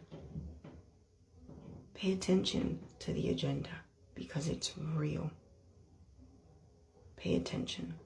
I'm praying for everybody who's being affected by this right now because everybody really does need prayer. But I need people to pay attention and recognize that if you're in a position where you are now afraid of your situation and what this executive order means for you, and you voted for Trump, you need to feel all of this. You need to go through this. And you need to pray that you can get through. And you need to pray for everyone else that's affected, that's in your situation. Because you contributed. Praying for everybody to wake up. Because people need to realize the agenda is real. Take care. ¿Cómo les va a los cubanos por Trump? ¿Cómo les va con su papá? Déjenme mostrarles cómo es que les está yendo a todos ustedes. Roll the tape. Desde que llegó a este país, lo único que ha hecho ha sido trabajar y trabajar como un bolo. Como un bolo, eso es una injusticia. Una injusticia, una grande injusticia. Esto no tiene palabras. Porque todos saben, nosotros somos cubanos. Y venimos a este país en busca de mejorar las vidas. Todos saben que somos cubanos, que venimos buscando una mejor vida. Y ven acá, las demás nacionalidades no vienen a buscar una mejor vida. Ven lo egoístas que son ustedes. Ustedes nunca contaron con que se paga en la tierra y nadie se va sin pagar la cuenta. Todo el daño que ustedes hicieron, ya sea con su voto o con la lengua, los que no tienen papeles apoyados. That's the problem with you, that's the problem with you, Stephen. That's the problem with you, Stephen. The president isn't following the law. That's the problem. That's the problem. He's not following the law. Todos saben que somos cubanos, que venimos buscando una mejor vida. Y ven acá, las demás nacionalidades no vienen a buscar una mejor vida. Ven lo egoístas que son ustedes. Half of y'all don't even know liberals. But liberals are evil, are they? Why is it exactly that you got rejected Tuesday night? Why is it that the spreads are so bad? The spreads are so bad. Okay? The voting was so uneven. Sure, people that in blue states would win because they're blue states. But why was the spread so bad? The spread was so bad because they are rejecting everything that goes along with you MAGA people. They're rejecting everything. This group where they invited several Latinos. All these Latinos voted for Trump, and they stated that they regret their votes for Trump because of the economy and mass deportations, which was Trump. Trump was really transparent on these particular issues. He'd been running on border security for over half a decade. He'd been running on tariffs and who could use which bathroom and who could play in whose sports. So there's no possible way you could really have voters remorse when Trump was completely transparent. I just find it interesting that this study comes out after Trump took funding from this grant for Hispanics, and redirected those funds to HBCUs. This is very telling, and they go on and say that if it was a do-over, they still wouldn't vote for Kamala. They'll vote for a third party or stay home. How Mano say it? Hi, haters. Remember that song? Republicans in next year's midterm elections in a recent focus group that a political strategist convened of entirely Latino Trump voters.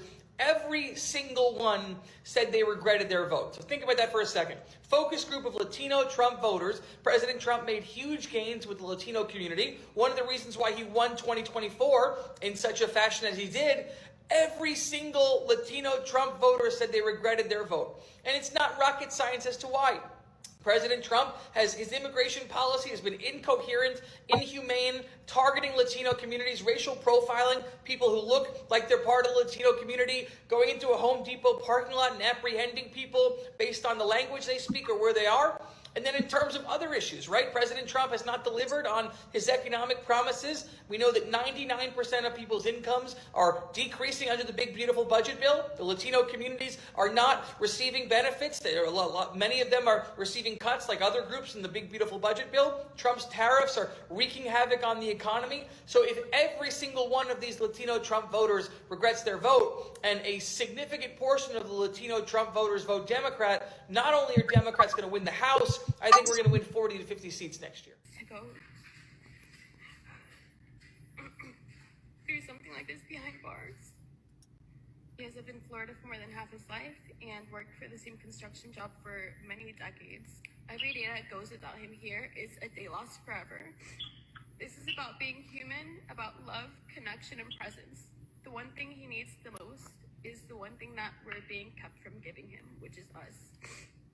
I feel that it would be immoral and inhumane to let a man who is suffering, who is terminally ill. Mondamini is not a communist. Y'all goofy as hell. He's a democratic socialist. That's not a communist. Why do y'all keep saying that? Y'all need to educate yourselves. This is wild. You got Donald Trump is right. Half y'all just dumb. Half y'all just dumb. The spread was so bad. The spread was so bad on Tuesday night. The spread was so bad. Then they don't want what you want. The bulk of the country believes what the Democrats want what the Democrats want. The majority of the country wants to go with what the Democrats want to do.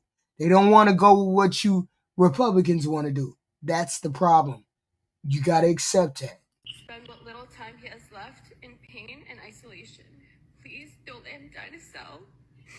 Please don't let his final memories be of those of pain and isolation.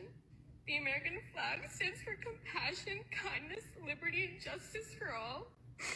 We're all human, and today I'm asking for one human act of compassion to please let my dad come home. Even downrate, we flipped stuff we wasn't even supposed to flip, Samuelson. We flipped a whole bunch of stuff we wasn't supposed to flip, and the margins were wild. The margins were so outrageous. Just don't worry about it. Just sit back and be the zombie that you always are. Put your head in the sand. Do that. Put your head in the sand, Samuel. Martha, again, is to deny the request for conditional medical release. When I voted for Trump, I supported the very system that allows this kind of cruelty to happen. I've spent the last few days reflecting, and I feel like I came through some sort of revelation. I questioned my beliefs, my choices. These are just people who are saying sentiments and saying what they want to say. The results are, you can't beat the results. I'm sorry, Samuel. You can't beat the results. You can't beat the results. Everybody has been the No King rallies, the people on TikTok saying this is wrong, the voting going the way it did on Tuesday. You can't beat the results. I'm sorry. And my role in all of it. My vote wasn't just a mistake. It was the ultimate betrayal of the very people that I come from. I feel like living in South Florida, surrounded by Republican voices, I was brainwashed into There's plenty of places where they have gone to court and told him, you do recognize that he's trying to rule from EO, right? You do know that EOs don't replace regular laws, right? So when he does something by EO, it could be against the law. 9 times out of 10, it could be against the law. Let's take, for example, the latest thing. The latest thing of him shooting boats out of water without due process of law.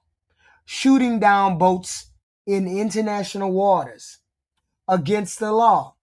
Making up whatever you want to make up so you can do it. That alone should say that alone should make it treasonous. That's what y'all don't get. You can't just do whatever you want to do. You can't just blow ships out of the water and say, oh, they're coming to bring drugs to my shore. And you don't show us any drugs. And you don't show us that they actually were the aggressor. That's the whole point. The whole point is you haven't done anything. The president hasn't shown any proof. He hasn't shown any proof for what he's saying about drugs coming into the country from Venezuela. And it's not about the drugs. It's about him trying to overthrow that government. It's about him trying to intimidate Maduro, trying to intimidate him, to run him out of the country. You don't get to blow up ships in the middle of international waters and call it justified because you came up with an answer. You don't have any proof to what you're saying, which means you're breaking a law. You're going against the Constitution.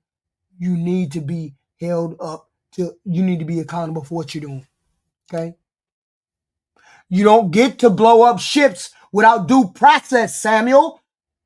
What part of due process don't you get? If you're an American, you should know that everyone has to do due process. They have to be proven against criminal before they get, before a verdict comes along. That's wild. You don't get to shoot boats out of waters without due process. That's the point. That's against the law. It doesn't matter whether Maduro is corrupt or not. That's their country. That's not our country. You don't get to do that without due process. You don't get to take people out of the country because they're illegal and take them to another country and drop them into another prison out of a country they don't even belong in. They don't get to do that. What the hell is wrong with you? We don't know whether drugs were coming here or not. Tammy, we don't know that. Where's the proof? Prove it. No, that's all we got to say. Prove it. Prove that those boats were bringing drugs here. And you know how you can't prove it? You can't prove it because the boats were blown up. They were blown to smithereens. But what we do know is 2 people who survived a boat attack said, we were just regular fishermen. We don't understand why we got blown up. You don't just get to believe whatever you want to believe because the president says it. He has to show proof. That's what's called due process of law. They didn't show no drugs were floating on the water. They never showed that. Just making up what you want to make up. Just making up what you want to make up. It doesn't matter whether there, and the problem is it doesn't matter whether there were drugs in the water or not. You still don't get to blow up ships because you say they have drugs on them. They're supposed to be brought before a court and proved to be lying and proved to have drugs on the boat. That's wild. Y'all just zombies. Just going against the law and the Constitution because he says so. You're a zombie. What the hell? Blowing up shit. That's wild. That's what I keep. So now it doesn't matter whether drugs were in the water or not. You can't prove it. Where are the pictures that said there's drugs in the water? And every boat that he blew up was a drug boat. Everyone showed drugs in the water after the boat blew up. Every one of them, Tammy. Just wild. Just a zombie. It don't matter whether drugs were in the water or not. You have to have proof that they're drug dealers. They didn't have proof. That's against the law. It's against the law. You can't just blow up ships. That's one way in which he has broken the law. You all keep saying, how did Donald Trump break the law? He broke the law right there. When he sent that Garcia guy over to that Venezuelan prison, he broke the law there. What are you talking about? Man, y'all be on that zombie shit. He got a 39% approval. Yes, because the rest of us can't stand his ass. Because we know he's breaking the law. Because we know he's breaking the law. What do you mean, famous? That's exactly the right percentage that he's approval rating. His approval rating is underwater, under 40%. His approval rating. You're wild. You're wild. Just dumb. Just a zombie. That's wild. Every show has shown that his approval rating is 40% or under. We all know that. Don't engage with Samuel because Samuel don't want to get his own receipts. Thinking I was one of them. I fell for the propaganda, the normalization of cruelty, and I believed the lies that gave me a false sense of security and belonging. I was convinced that voting for Trump was for the economy or against crime, when in reality I was supporting a man and a movement that dehumanizes people. He basically built his platform on targeting immigrants, spreading hate, and Samuel, anybody can go on any website and look up polling for Donald Trump and find out that his poll numbers are 40 or below. Anybody, you can do that. Simple Google. Just do your simple Google work. Stop asking us to come up with ratings against your goofy president. That's all you got to do is Google and you'll find out what his ratings are. Okay? We don't need to do that for you. You could do that for yourself. pushing policies that ultimately broke families apart. I regret my vote so deeply, and if I could go back and change it, I would. I'm reading, listening, learning, and unlearning everything that I thought I knew. And to anyone who is feeling the same regret as I am, I want you guys to know that there's still a way for us to move forward, but it starts with honesty first. To every single person who has been affected by the choice that I made, I am so sorry. A lot of you aren't going to forgive me, and I'm really not expecting anyone to, but I just want everyone to know that I'm going to move forward with more compassion, continue educating myself, and fight for those who can't fight for themselves. Only thing that I hear from Trump supporters, they're like, I regret it. I thought everybody else was gonna be fucked, but now I am too. Dude, literally, bro, like, I didn't even think he was gonna be this bad, you know. I didn't think he was gonna just deport innocent people, dude. Like, literally, he said he was only gonna go after gang members and, you know, dangerous criminals. How did my parents get here? They crossed the border. What's a tariff? A tariff is like kind of like a tax, but like we don't pay for that. Don't worry, China's gonna pay for that, and Mexico, not me. Yes, I did see that the stock market was crashing, dude, but you have to understand, like, dude, literally it gets worse before it gets better. I promise. Like, it gets worse before it gets better. Yeah, you know, I graduated and I wanted to work for the government, dude, but I don't know, like, they took away my offer because Trump's, like, Doge cuts and stuff, and Elon Musk, you know, but it's okay. Maybe I'm not meant to work in the government, you know. Maybe I'll be okay. I'll find another job.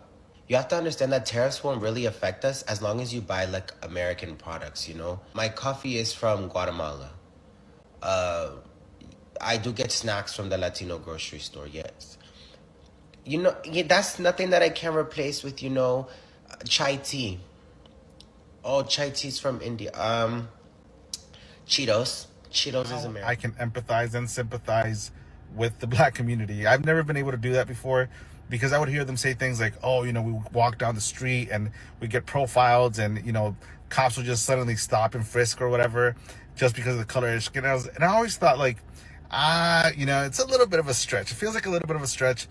That person must be doing something, right? And obviously, I've never experienced that before. I've never felt that way before and stuff.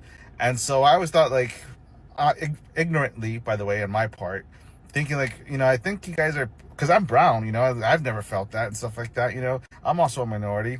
But now, with us, it wasn't the cops. Cops aren't just randomly to go and checking in the past. But now it's our turn, right? Now we feel it. Now we feel like, crap, can I just go down the street? Do I need my paper? It's like, why are you stopping me? I'm a U.S. citizen. We're not doing anything wrong. And now we're being persecuted. And so now I'm thinking like, crap, this is what the black community meant, and I kind of feel bad. Well, I don't kind of feel, I feel bad because I never really could understand where they were coming from or where you guys were coming from. But I can assure you that now that it's here with us too, it's like, crap. I honestly, legitimately didn't think it was real. But it's real as hell. And it's obviously minority groups that are targeted and persecuted pretty much. And it's right now with us is because we're brown. You guys have had your turn when, cops were just in bigger cities, urban areas, stopping disproportionately, the black community and stuff. And I just want to say, like, I guess now I understand. I think moving forward, there's going to be a little bit more unity because we now can see where you guys are coming from. Well, at least I can, And so, yeah, guys, I just want to say sorry for being ignorant before, but I hope this unites all communities, not just minorities, and call out things for what they are, regardless of the race. There's a couple of members of my family that had voted differently. I've had conversations with them that they made a mistake. They feel betrayed.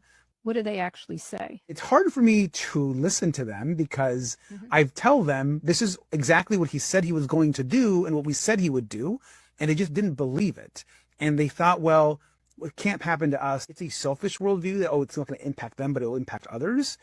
At the end of the day, I'm glad that every day more Latinos, Latinas are waking up that supported Trump and realizing they made a mistake and that Donald Trump lied and that they did not understand that this was actually going to be his plan all along. Do you feel like they'll shift their votes?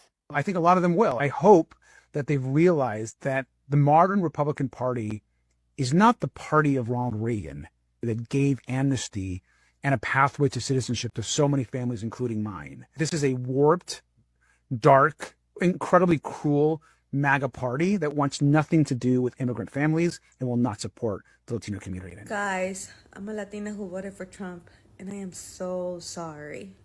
Like, this is some real bullshit going on. I didn't know I was gonna go through all of this.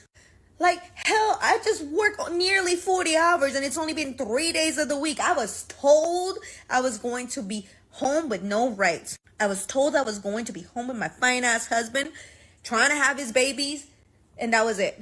Why the fuck did I just have to work almost 40 hours in 3 days? I take my vote back. I take it back. I wish I could go back in time and just vote for Kakala. So I'm looking at some tea right here, the exit polls for the Prop 50 proposition. I'm really focused on the Latino vote right here.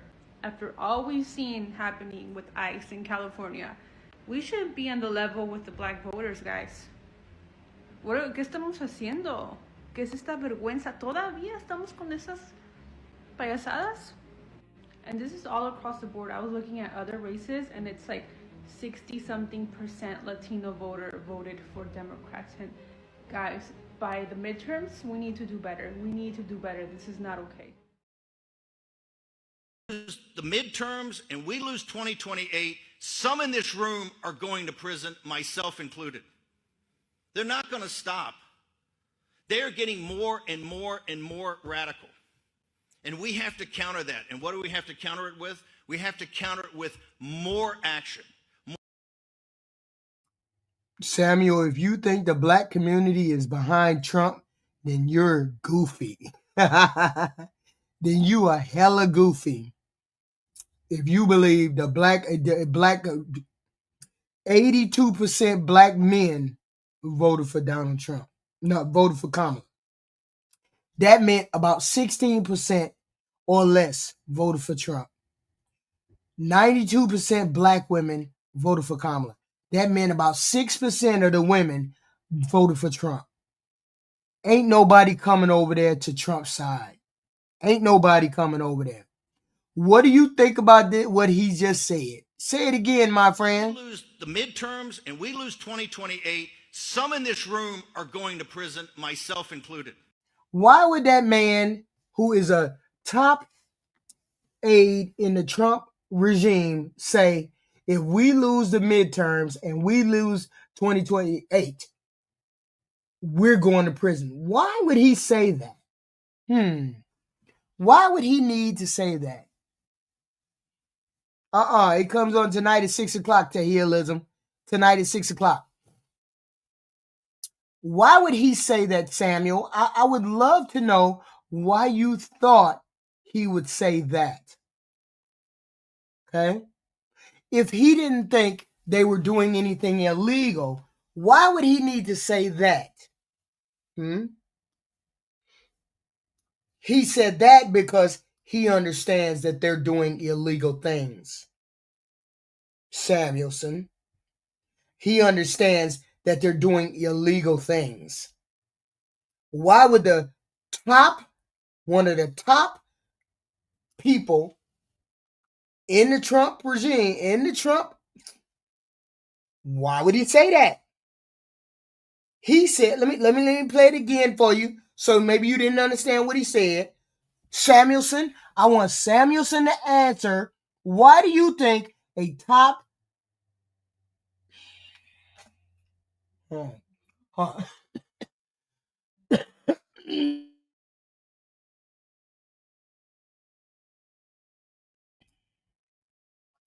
why would you think a top aide to the president would say this? We lose the midterms and we lose 2028. Some in this room are going to prison, myself included. They're not going to stop. They're getting more and more and more radical. Why do you think he said that? I need Samuelson to answer that. Why do you think a top aide in the Trump administration said if they lose the election, they're going to prison? Why would he say that? Is it because he knows that you're doing things that are illegal? Why would he say that? I'd like to know. I got to know what you think he meant by that. What did he mean? Let me play it again. We lose the midterms and we lose 2028. Some in this room are going to prison, myself included. Some of these people are going to prison. Nah. Stop talking about Democrats. We want to know why you think this man says that you're going to prison. That most of you people who work in the administration, Trump administration, are going to prison. Please explain to us what he meant by that. What does he mean by that then, Tammy? Come on, you one of those zombies too. Why don't you tell us what he meant by that? What does he mean? Or you going to be disingenuous? You're going to be disingenuous just like Sammy. That's the guy on your side. He is a guy on, oh, yes, he is. He is definitely a MAGA. He is definitely a MAGA.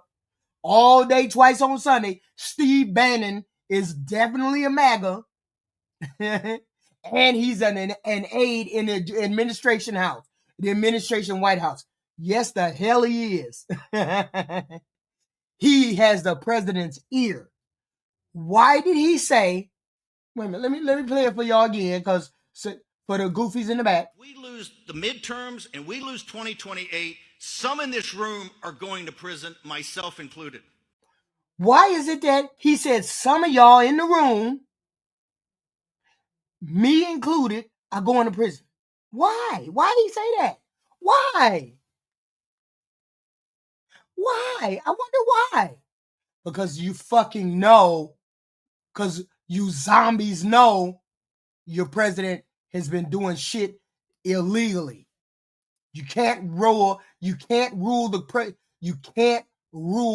country by EO. He already girl, stop. Stop it. Girl, stop it. Stop it. Of Fallujah, Marines have stood their ground. They have led from the front We black with voters, no expectation. we black voters are done. We done with Trump. We done with Trump. Samuelson, we done with Trump. We just done with him. You still haven't answered, Samuelson. You still haven't answered. You still haven't answered. Neither you nor Tammy have come up with an answer. Why did your top MAGA guy say that if they lose, they going to prison? Top MAGA guy. Come on. I give you a minute. I give you a minute to come up with the answer. Very character. We'll give you a minute to come up with the answer. We'd love to hear what the answer is. During Y'all hit the like button, please, and thank you. We had contests on the weekend. We have this kind of content on the weekend. We love to hear the the arguments from the MAGA people. Obviously, you're not paying much attention. What do you mean paying much attention? I just heard him say that. I'm asking you, what does he mean by that? What does the head of your MAGA crowd mean when he says him and a whole bunch of other people in that administration are going to prison? Please explain. No. Don't give us that bullshit. Don't get y'all see. You see, Tammy and Sam can't come up with no answer. See, he can't come up with no answer. They can't come up with no answer. They don't want to come up with no answer. That man said that statement this week. It don't matter whether he got a position. He still said him and other people are going. What did he do?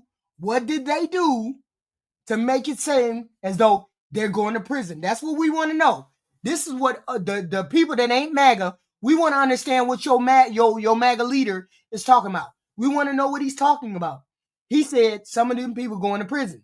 What does he mean? We'll give y'all a few minutes to come up with the answer. Can't come up with the answer, can y'all? You don't want to admit that what's going on is going on. You're going to lose badly, Sam. Spouses, children, parents, they serve quietly, often without any recognition, but always with deep devotion. Their strength sustains the core, those families and friends and loved ones. Their sacrifices, too, must be honored. Mr. President, the 250th anniversary is not only a celebration. Y'all have to accept that y'all got goofy shit going on in this administration. Hiding the Epstein files, doing illegal shit. This is what he mean. I was still waiting for Sam and Tammy to come up with why did Bannon say they going to prison. I want to know why he said he going to prison. Corps' legacy matters, not just in history books, but in the daily defense of our democracy and our ideals. The world has never been more dangerous. That's sad. And more in need. That's sad, Samuel, that you think that. It's sad. Even before y'all got started, we were in the majority. Before we even had Donald Trump around us, we were in the majority. You know why? You know why Donald Trump, people soured on Donald Trump so fast? Is because people forgot that he was a shitty president in 2017 to 2020. They forgot that he was a shitty president then. And immediately, within 5 months, they realized why he was a shitty president. And that's when the No King rally started. That's when the No King rally started. Motherfucker. Man, we got all these young motherfuckers voting who don't know jack shit about Donald Trump. Now they souring on his ass for real, for real. The damn Mexicans and the Hispanic, all of them is souring on his ass for real, for real. The independents forgot. They forgot he was an asshole. They forgot he was doing things against the law. Now it's coming into fruition. We are the majority. We are the Democrats ain't the majority. Democrats ain't the majority. The independents are the ones who decide elections. And the independents are running away from Trump in droves. In droves. We're not the majority, but the independents are going to make the decision about this. The independents are going to make the decision. We're not radical. That's the problem. Y'all keep calling us radical, and we keep telling you we everyday normal, everyday Americans. You don't see nobody else in their administration talking about going to jail, do you? That's your side. That's your side. Of that service. As we look to the next 250 years of the greatest nation in the history of the world, let's ensure that our policies, our resources, our commitments match the trust we place in all of our military, including our United States Marines. We need to provide our Marines and our military men and women with the tools and the resources they need to fight and win, and the care they deserve when they return home. It's about the rhetoric. Lose the midterms and we lose 2028, some in this room are going to prison, myself included.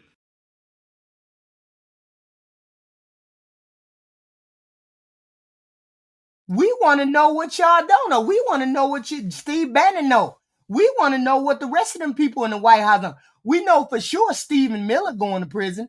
We know for sure. Wait a minute, let's play it again. Let's see it again. We lose the midterms and we lose 2028, some in this room are going to prison, myself included. I'm trying to figure out what does he mean? We going to prison. What does he mean? Huh? What did you do that would put you in prison, my friend? What did you do? What did the rest of the people do that would put y'all in prison? Wow. It don't matter whether he's in the administration.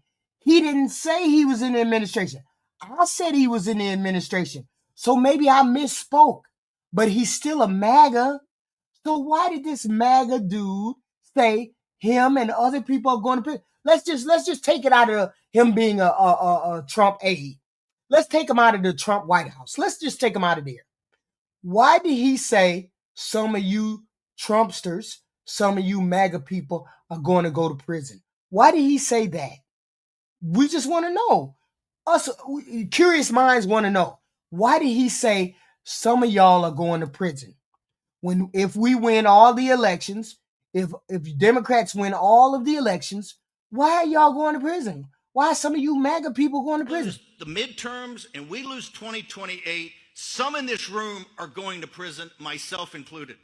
Why would he say that? We want to know. We just want to know. I ain't saying nothing else.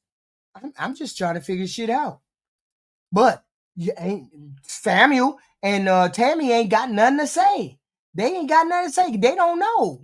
We don't know. He don't belong to the Trump administration. Okay, he don't belong to the Trump administration. So what does he mean, though? Y'all going to prison. What did y'all do? By one of America's most remarkable institutions. And that happens tomorrow on November 10th, our birthday. He's not a Democrat, Paulie Palmer. He's not a Democrat. He's a Republican. He's a MAGA.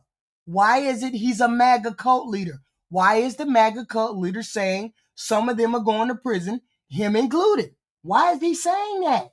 We'd like to know. Regular people would like to know. You maggots act like you don't know. Why? Happy birthday. We also are kind of proud of the fact that we're the only military service that was founded in a bar. Yes, that's true. Tun Tavern, Philadelphia, PA, was where the Marine Corps was founded. And at our birthday celebrations, we do a lot. They're great celebrations. If you haven't been to one, anyone watching, I encourage you to go to a Marine Corps birthday ball. You will have the time of your life. You will come away filled with a sense of patriotism and pride, whether you served in the military, in the Marine Corps, or not. You will love it. At these birthday celebrations, we, of course, as Senator Blumenthal mentioned, remember our fallen. We recommit ourselves to keep the Marines the world's finest fighting force, which it is and has been for decades. And we take time to recognize not just the Marines present, but in particular, the oldest and youngest Marines present. We have a very solemn cake-cutting ceremony. In fact, after the birthday cake is cut with the Menluk sword, the guest of honor presents the first piece of cake to the oldest Marine present, and then he... Samuel, what does him saying the left is getting radical have to do with him going to prison? What does that mean? He just said because they're getting radical. What does that mean? That he's going to go to prison. What does that mean? I just need you to answer those words. Him saying he and people in the room are going to prison. What does that mean? I was very honored and set to be there as the guest of honor last night. This is an Alaska Marine Corps ball. We have such a great time. I've been going to that ball for years with my wife, my daughters, friends, fellow Marines. And alas, given the work that we're doing here in the Senate to reopen the government, I was not able to attend. A huge disappointment for me. Really, really wanted to be in Alaska with my fellow Marines and my family. There was also another Marine Corps ball, Mr. President, last night. It was actually in D.C. here, the Commandant's Ball. And at the last minute, I thought, hey, if I can't be in Anchorage, I'm going to at least celebrate the 250th with the Commandant, some top generals, top enlisted Marines, a couple of my Senate colleagues, Senator Ernst, Senator Daines, the Vice President. Hit the like, share, subscribe button. Hit the like, share, and subscribe button. We appreciate it. We have this content on Saturday and Sunday. You have no answers at all. Sad you think you do. I'm out of here. I can't stand people that can't think. Yeah, we really don't like people who don't know how to talk for them. We really don't like people who know how to think for themselves. They still never answered the question, y'all. They still never answered the question. What did their top MAGA dude mean when he said, if we win the elections, if Democrats win the elections, that they're going to go to prison? Why? Are we going to find something that they did illegal that would make them have to go to prison? Obviously. Standing ovation for this great American hero. What a moment. Finally, Mr. President, at every Marine Corps birthday ball throughout the world for the last 100 years, this message that I'm going to read right now is read. It's the message delivered to the Marines on the birthday of the Marine Corps by the Commandant of the Marine Corps, the 13th Commandant of the Marine Corps, General Jean Lejeune, in 1921. And he issued this statement, this message, and ever since then, since 1921, every single Marine Corps birthday celebration for over 100 years has been read, has had this proclamation read. It was read last night in Anchorage. It was read last night in D.C. And for the Marine Corps balls today and tomorrow on November 10th, it'll be read there. And here's what it says, Mr. President. Remember, this is from 1921. Amen. But it kind of gives you the sense of how we feel about our illustrious Corps. A message from the Commandant of the Marine Corps, republished in the United States Marine Corps Manual, edition 1921. On November 10th, 1775. Hold on. We got to do it one more time. We got to do it one more time, y'all, because I don't understand. I'm trying to figure out what's going on. This The midterms and we lose 2028. Some in this room are going to prison, myself included. They're not going to stop. They're getting more and more and more radical. What does that more and more and more radical have to do with why they're going to go to prison? He said, let me play it for people in the back again. What did he say? We lose the midterms and we lose 2028. Some in this room are going to prison, myself included. What does he mean? I'm still waiting for a Republican to explain to me, what does he mean by that? It has nothing to do with whether they're going to be radical or not. No, he didn't answer the question. He never answered the question. Because we already know what the answer is. He's lying when he answers the question. Okay? The answer to the question, seeing as how the MAGAs don't want to answer the question is, Bannon knows that what they're doing is illegal. He knows the things that they're doing behind the scenes are illegal. Your president is not fully up or abreast of the things that they're doing behind his back. That's why we know that they're going to go to prison. They are doing things because you can look at when people ask, reporters ask Donald Trump X, Y, and Z. Sometimes he has no idea about what the reporter is asking him. Sometimes he doesn't even know. When they asked him about this latest pardon, he had no idea about this latest pardon of this Asian dude. They had no clue. He had no clue.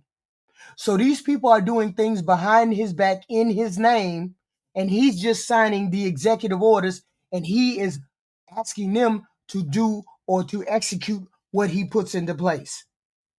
And some of the things they're doing are illegal in the way that they are doing it. That's what he's talking about. He knows that some of the things that they have done are illegal. I don't work for nobody. I don't go into my job and work in my job and do what I'm supposed to do with my job. And then when I get out of my job, I turn around and say, oh, if the other company comes in and takes over, I'm going to go to prison. If the other company comes in and takes over from what I was doing, I'm going to prison. Nobody says that unless they know they have done illegal things on their job. That's the answer, but they don't want to answer. They don't want to say that.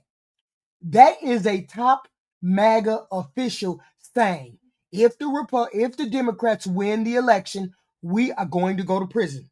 And the only way for you to go to prison is because you've done something illegal to go to prison for. That was simple. Let me play it again for the goofies in the back. Let me play it again for the maggots in the back. This is your top guy, one of your top guys. We lose the midterms and we lose 2028. Some in this room are going to prison, myself included. Because he knows they're doing illegal things behind the president's back, and the president has immunity. And so they're doing it under his name. But they're the ones who are going to be caught up with executing it. That's why they're going to jail. That's why they're going to go to prison.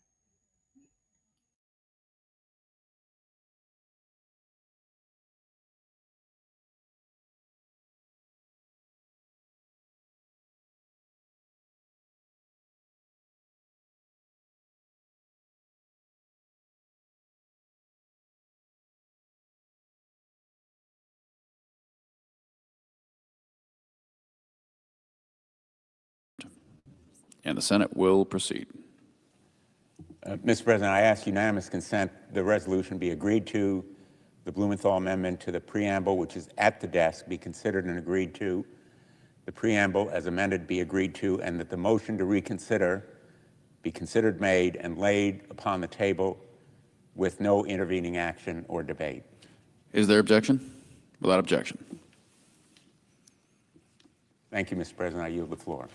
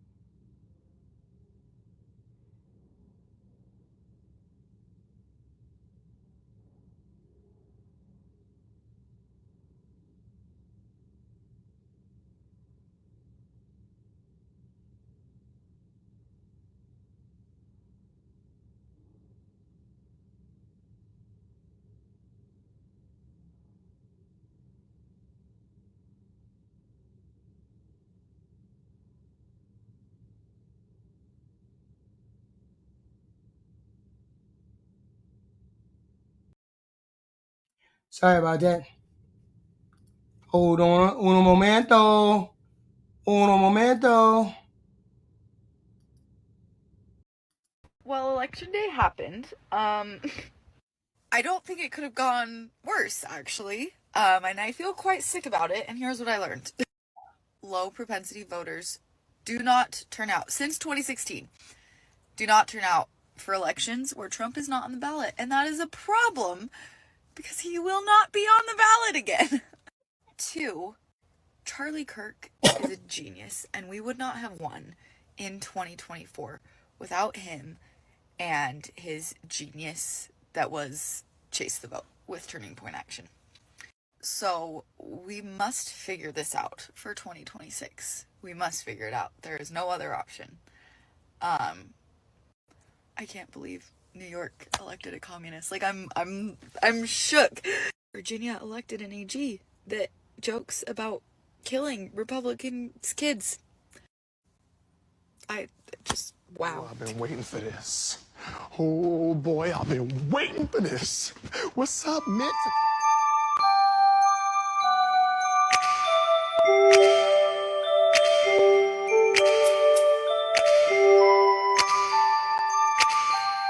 Check back in with Maria Salazar. She's a Cuban American, a U.S. Congresswoman from Florida, a Trumper, supporting Trump in 2024. Here's what she said after he won the election. This is a realignment. It's a realization by the Hispanics that the new home is the Republican Party. A year later, and we've all seen Trump's policies, ICE rounding up undocumented migrants, some who have been here for decades, paying taxes, raising children, retired. She's kind of changed her tune. Hispanics married President Trump. They're only dating the GOP. I've been warning it. If the GOP does not deliver, we will lose the Hispanic vote all over the country. And unfortunately, it happened last night. In New Jersey and Virginia, Hispanics moved back more than 25 points to the Democratic Party. I told a couple of members of my family that had voted differently. I've had conversations with them that they'd made a mistake. They feel betrayed. What do they actually say? It's hard for me to listen to them because I tell them this is exactly what he said he was going to do and what we said he would do, and they just didn't believe it. And they thought, well, it can't happen to us. It's a selfish worldview that, it's not going to impact them, but it will impact others.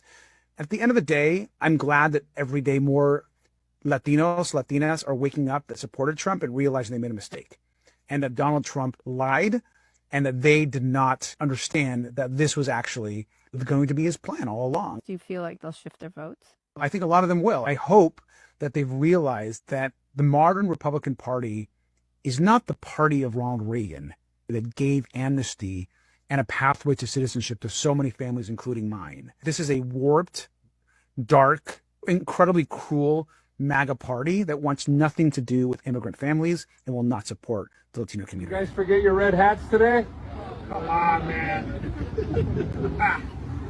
Yeah, real fun. Just checking. We know. It's cold. Leave us alone. All right. We'll get inside soon. MAGAs are like the dodo bird, refusing to evolve while the world around them changes.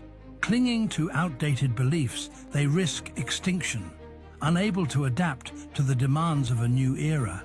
At this rate, their survival in the modern world becomes increasingly uncertain. Why did I witness multiple non-citizens be able to vote in Arizona's election today, November 4th, 2025, at one of the Maricopa voting polls? So I was at one of the Maricopa County voting polls today because I always vote in person. Y'all, I've never really trusted the whole mail-in system. There's so much corruption that can happen with that. So I went to go and vote in person. There was multiple things I witnessed and multiple things that one of the issues I had is that I was given the wrong ballots.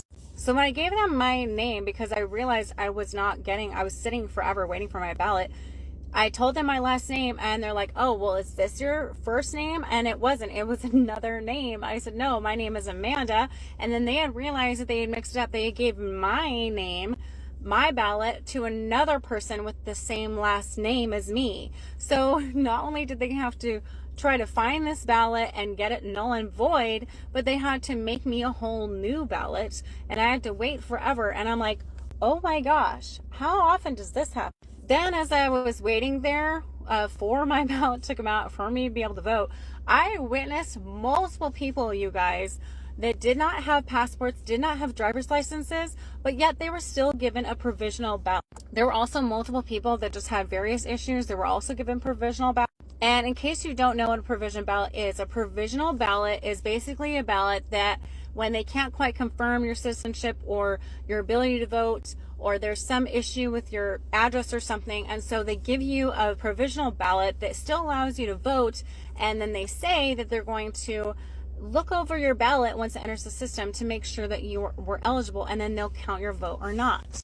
I'm sorry, but why are people given ballots if they don't have an ID and they cannot prove who they are fully? Why is this even happening? Elections in general, but especially Arizona elections, need to be reformed, you guys. If you're still delusional, thinking that everything's fine and that there's not fraud in elections, are you have kidding? To see this video of a Trump supporter walking around Walmart celebrating the fact that it's practically empty because low-income families can't afford food. See something crazy?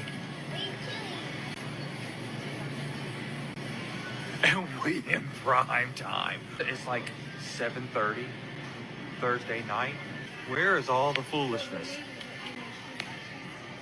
And of course, they had to bring race into this, saying all we had to do to shop in peace without black people ruining everything was cut their EBT. That's disgusting. Notice how there's no economic argument there, no policy decision, no concerns about budgets or fraud or anything else. They're saying the goal wasn't to save tax dollars, but rather ensure that certain people can't shop. Imagine being so cruel that you're celebrating the fact stores are empty because families can't afford groceries. That's not a win. That's not order. That's not peace. That is hunger. Kids are having to go without food right now, and parents are skipping meals just so they can feed their kids. But MAGA has the audacity to celebrate all of that as if it's some sort of win. They want billionaires to get tax cuts while working families go hungry. What is wrong with them? They make fun of people in poverty, they mock hunger, they treat suffering as if it's entertainment. Of course, as long as they can convince themselves that the people who are hurting deserve it. Maybe I'm a radical socialist, but I would much rather my tax dollars be spent on feeding hungry kids than buying a billionaire another yacht. Politicians across the country opened their phones this morning and their jaws hit the ground. Not because of last night's election, but because they opened their weather app and it said there was a Category 5 shitstorm approaching. First thing I was watching in last night's elections was the Hispanic vote, because as you know, the partisan redistricting effort that Trump has forced across the country is not carried out based on Republican vote margins. It was based on Trump vote margins. Specifically in Texas, the 5 new seats they think they can win because of Trump, they would have gone for Trump in 2024, but not in 2020 and not for any other Republican. But what happens when Trump is not on the ballot, but the people carrying out his agenda are? Passaic County in New Jersey tells us. In 2020, Trump won only 41% of votes in this county. In 2024, he won the county with 50% of the vote. This is the most Hispanic county in New Jersey. But now, the Republican candidate for governor received only 42% of the vote, trailing Trump's margin by 8 full points only 12 months later. The story is the same in Virginia. Manassas and Manassas Park are the 2 most Hispanic counties in the state, and those 2 counties shifted 16 and 22 points to the left, respectively, again after only 12 months. Now you might say, sure, but candidates matter, to which I would respond, yes, exactly. Trump isn't on the ballot. He won't be on the ballot in 2026, and he sure as shit won't be on the ballot in 2028, which brings me to my second takeaway. This election was a shot over the bow for every Republican, considering if they're going to continue to do Trump's bidding after seeing up to 22-point swings to the left, when they maybe only won their last election by 10 or 11 points. And it's a message to every rising star who views themselves as the future of the Republican Party, because midterms are already hard enough when you're the party in power. But now that they see that anyone with political aspirations is walking into a buzzsaw, they'll say,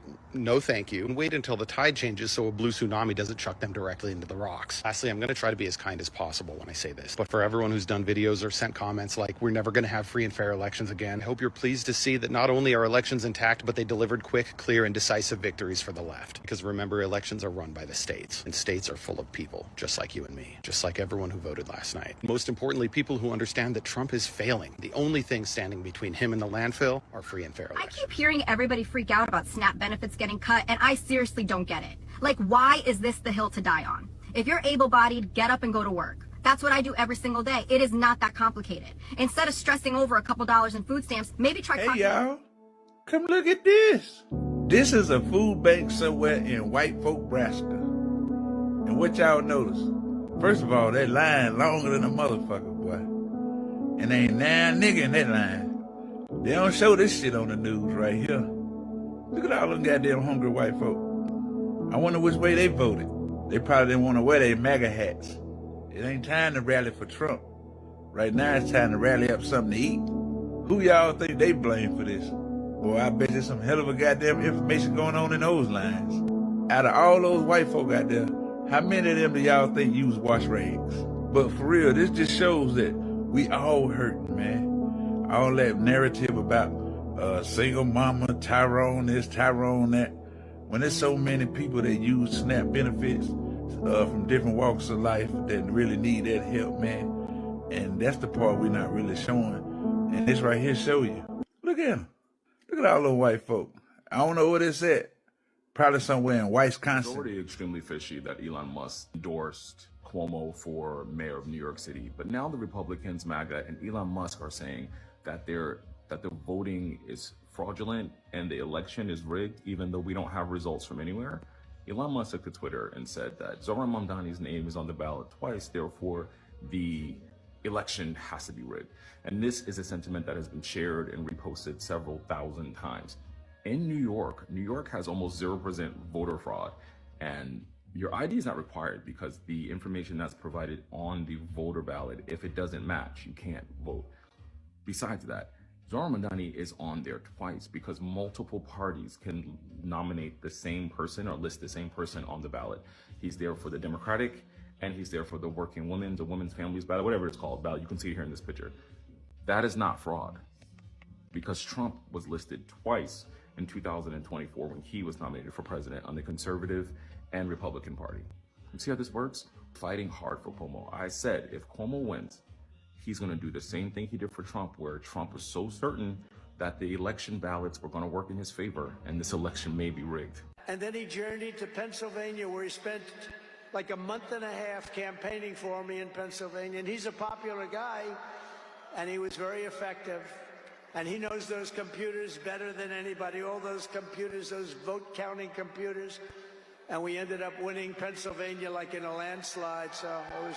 Stay tuned, because like I said, if Cuomo wins, guys, we can probably agree there was some funny business afoot here, because I feel like they're prepping us for it already. Because what do you mean the election's rigged? Because the name is listed twice and the election's still going on. I'm going to prove to you that it's a MAGA Trump shutdown and that the Democrats have nothing to do with this shutdown whatsoever. See, for the first time, the very first time in all of the history of the United States of America, a reconciliation bill is being passed off as a continuing resolution. So let me explain, because this is exactly how Donald Trump and the evangelical Christians are conning America. See, a reconciliation bill is when Congress debates spending. That's when they debate how much to fund SNAP, how much to fund Medicaid, or ICE, for example. A continuing resolution, or a CR, is supposed to do one thing and one thing only: continue the current budget until the next agreement. That's why it's called a continuing resolution. We're continuing what we've already resolved to do. There's no cuts in continuing resolutions. There's no new rules in continuing resolutions. It's just time. We're going to extend this budget for 6 months, whatever it is. So when Republicans call this a clean CR, they're literally lying to you, because what's actually in this is a reconciliation negotiation. This is a reconciliation bill, not a CR. It rolls back SNAP to 2022 levels. Again, CRs don't change the budget. Only reconciliation bills do.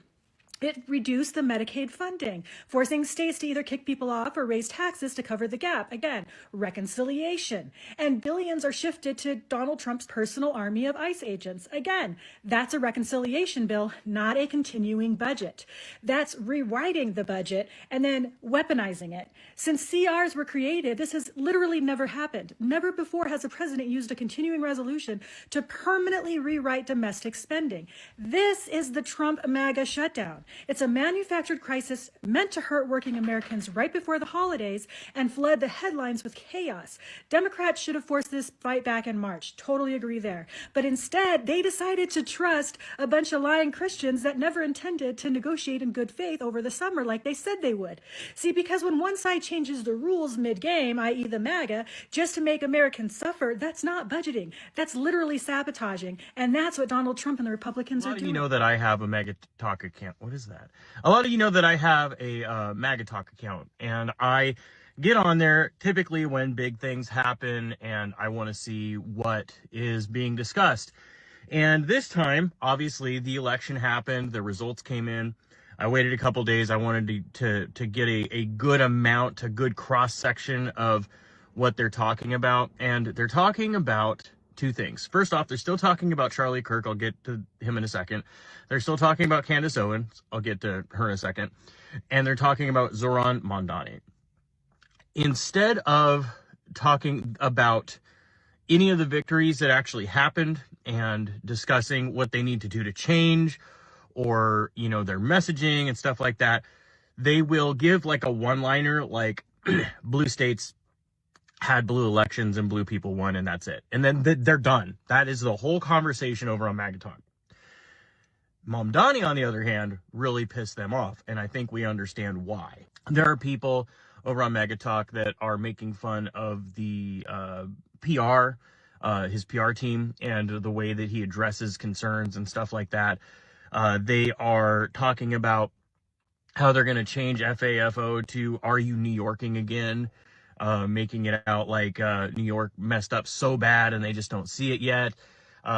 Racial things being said about him and stuff like that. So Mamdani is like one of the key things, obviously, as I expected. Now, when it comes to Charlie Kirk, this guy, I'm not going to say his name because I don't want to promote any following. He already has a shit ton more followers than I do. He has like 635,000. He is one of the main voices that if you're on MAGA Talk, you see this guy pop into your feed the way that, you know, people watching this might see Good Trouble or some other creating cult lady, for example. This dude shows up the way that they show up. Okay. So when he's saying something, this isn't just somebody that has like 0 followers or whatever making it. He's talking about how the right is being divided, and the reason why he left the left is because of the lack of tolerance, which I actually understand that. I disagree with 99% of what this guy says because it is some of the most ignorant ChatGPT takes that I've ever seen. But when he talks about the left not being tolerant of other people and the purity testing and stuff like that, I've even made videos calling people out for that shit. But he has talked about since the death of Charlie Kirk, he's noticed a huge division on the right. And again, this dude has over 500,000 followers. So when he makes it, when something has gotten his attention, you know that it's being talked about enough that he feels that talking about it is going to trend, or it's going to get a lot of views, comments, and stuff like that. So they're talking about how the right is divided because of the death of Charlie Kirk, and also Candace Owens, which I said I would talk about. Now, Candace Owens has been on a rampage, and people on the right don't really know how to handle it because they're used to being able to look at the right as being completely cohesive and understanding who they are, and when they see somebody on the right, they know that they just need to follow them. But since the death of Charlie Kirk and the rampage that Candace Owens has been on, people on the right are actually starting to support her and not liking what other people say about her that are also on the right because of basically they're racist. The thing that they don't understand is they don't like Candace Owens because she's black, but prior to that, she was one of the good ones. You know what I'm saying? Like, I'm sure people have heard that term before. Now that she's not one of the good ones, she's just some black lady making these statements. And so there's the racist side of the right that is now divided against on Candace Owens. Also funny because he made comments about being divided on EBT, but prior to that, he made a video where he specifically was making fun of people losing their food stamps, losing their EBT. But now that the reality is set in that there's a lot of Republicans on EBT, you could put up all the fucking graphs you want and say, oh, well, if you do per capita, yeah, there's still Republicans on EBT. It doesn't erase the fact that there are people that voted for Trump on EBT not getting their food stamps. You know, it doesn't erase the fact that just because you can put up a graph and say that this demographic or that demographic uses it more, that other people aren't still using it. And now they're starting to realize that, and shit's hitting the fan there too. So there's a lot of fracturing happening right now on the right, on MAGA Talk, and a lot of people are growing more and more. You all hit the like button, subscribe button, please and thank you. We have this content on the weekend, you know, politics, gossip. We have the whole 9. Please hit the like button, subscribe button, please and thank you. We're concerned about a divide growing in the Republican Party ever since the death of Charlie Kirk, the rise of the criticisms of Candace Owens, Marjorie Taylor Greene, and Trump literally just fucking I've been up. talking about the topic of toxic masculinity for a while here, and lo and behold, across my FYP came a video from Good Trouble, where he absolutely dog-walked a motherfucker who is the human embodiment of this. So if you haven't seen his full video, go watch it. But I'm going to give you a short little clip of it and show you what I've been talking about. Why aren't young people getting married? It's actually because the women are all jihadi communist supporters. You know, when Nick Fuentes went on Tucker Carlson and he told him that the reason young people aren't getting married is because of the women, how are you supposed to wife this up, bro? These people would rather vote for a jihadi communist than give like a moderate white man and like a modicum of control over their life. This is what You see the bullshit we got to put up with. You see the goofy side that we got to put up with. This is the goofy side that people are starting to say, we don't want to put up with this goofy shit. This is why people are saying they don't want to put up with this goofy shit anymore. Because you got people on here saying this kind of shit. Let's change up. Let's go. Republican weaknesses leading into 2026. What do Republicans need to do to reverse the results of this week politically? We will also be getting to Sydney Sweeney in that amazing interview that she recently did. And we will also be getting to the government shutdown. Will it continue? When will it end? First, Friendly Fire returns Wednesday night, November 19th at 7 p.m. Eastern on Daily Wire Plus. What exactly is Friendly Fire? Well, we are glad you asked. It's the show where Matt Walsh, Michael Knowles, Andrew Klavan, and I get together to disagree for the entire internet to watch and comment on in real time. This time, we're world premiering the official trailer for the Pendragon cycle, The Rise of the Merlin. You've seen the teaser. Now get ready for the trailer that's going to blow you away. It's all happening on Friendly Fire Wednesday, November 19th at 7 p.m. Eastern on Daily Wire Plus. Well, folks, there are some lessons that must be learned by Republicans from the elections of this week. The reality is, as I talked about a couple of days ago, the elections this week weren't just obviously in Virginia or in New Jersey or in New York City. Actually, Republicans did pretty poorly across the board. There's a point being made by Matt Continetti, now of the Wall Street Journal. He says the all-fear Democratic wave flooded Republican safe harbors. Democrats flipped at least 13 seats in Virginia's House of Delegates. They plan to use their governing trifecta, control of the governor's mansion and both legislative chambers, to redraw the state's congressional map in their own favor. New Jersey Democrats now enjoy their largest assembly majority in 52 years. Georgia Democrats won 2 seats on the Public Service Commission. That's the state's utility board. No Democrat has won even a single race there since 2007. So that is 18 years ago. One of the reasons for that is because the electricity prices have been spiking and have continued to kind of softly go up during President Trump's term.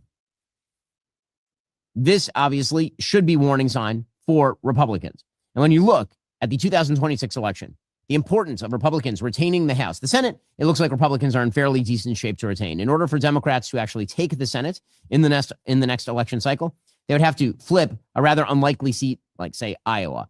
But in Congress, where Republicans basically have zero margin at this point, Democrats do not need to flip very many seats in order to take the House. So there are approximately, according to Cook Political Report, 16 toss-up seats. Okay, those toss-up seats, right now, 10 of those are held by Republicans. So that's not great for Republicans. When you look at another 8 that lean Republican and 10 that lean Democrat, you're talking about kind of a total possible variance of 34 seats. Now, Republicans would have to do really, really poorly to lose all of those. But again, they don't have to lose many of those to lose control of the House. If they lose control of the House, all you're going to get all day long are hearings and investigations and impeachments. And we know that all of this is the case. And we also know that it wouldn't solely be due to anything that President Trump is doing. Midterm elections almost always go the direction of the party that is out of power. Since World War II, according to Newsweek, the president's party has lost an average of 26 House seats and 3 to 4 Senate seats in midterms. When the president's approval rating is below 50%, the losses tend to be more severe. Presidents with a sub 50% job approval have seen their parties lose an average of 37 House seats, as opposed to when the president is popular, where they lose about 14 seats on average. So again, Republican enthusiasm seems to not be nearly as high as it is when President Trump is on the ballot, obviously. And a sinking economy, or at least an economy that doesn't feel as though it is soaring, is having a significant downstream impact. There are audiences that President Trump brought in who are beginning to move against President Trump. One of those is Latino audiences, Latino voters, which went very heavily toward President Trump in the last election cycle, seem to be bleeding away. In New Jersey and in Virginia, Latinos backed the Democrats by huge margins. According to the Washington Post, exit polls showed Democrats regaining strength with Latinos. That's not because Democrats are doing an extraordinary job. It's because presumably there has been so much focus on the immigration crackdowns. It's one thing to shut the border. It's another thing if there's stuff all over your TV about Abuela being taken out and then deported. Now, again, I think that all of that media coverage has been pretty terrible, overblown, inaccurate. But just speaking politically, obviously, this is not redounding to the benefit of Republicans among Latinos, at the very least. But the real issue here is the economy. And we all know that the real issue here is the economy. Every exit poll from this week, every single one, said the economy was the number one issue. And the reality is that our economy is on some shaky footing. Not only because of the continued government shutdown, which will end, but because of a generalized feeling that the economic growth that we are currently seeing is not a broad-based economic growth. That when we are looking at the stock market, for example, the vast majority of stock market gains, nearly all of them, in fact, have accrued to the top 7 companies in the market, all of which seem to be focused on tech and AI. Industries where jobs are being created, but not industries where the vast majority of people are holding jobs. They're not really service industries, which is where the vast bulk of American jobs are. The tech industry is really important, but if it's the entirety of your economic growth, you got a bit of a problem. And the reason that that is happening is because investors don't know where to put their money. That is due to tariffs. It is due to bizarre regulations.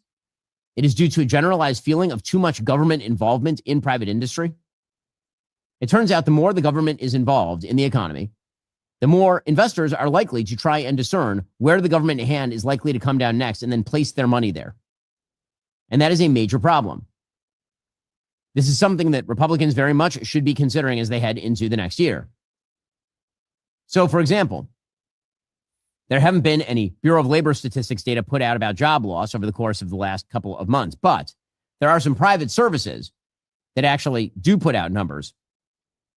ADP, a payroll processing firm, according to the New York Times, reported that employment at private companies fell in September but rebounded modestly in October. An alternative measure from Revelio Labs, a labor market data firm, showed the opposite.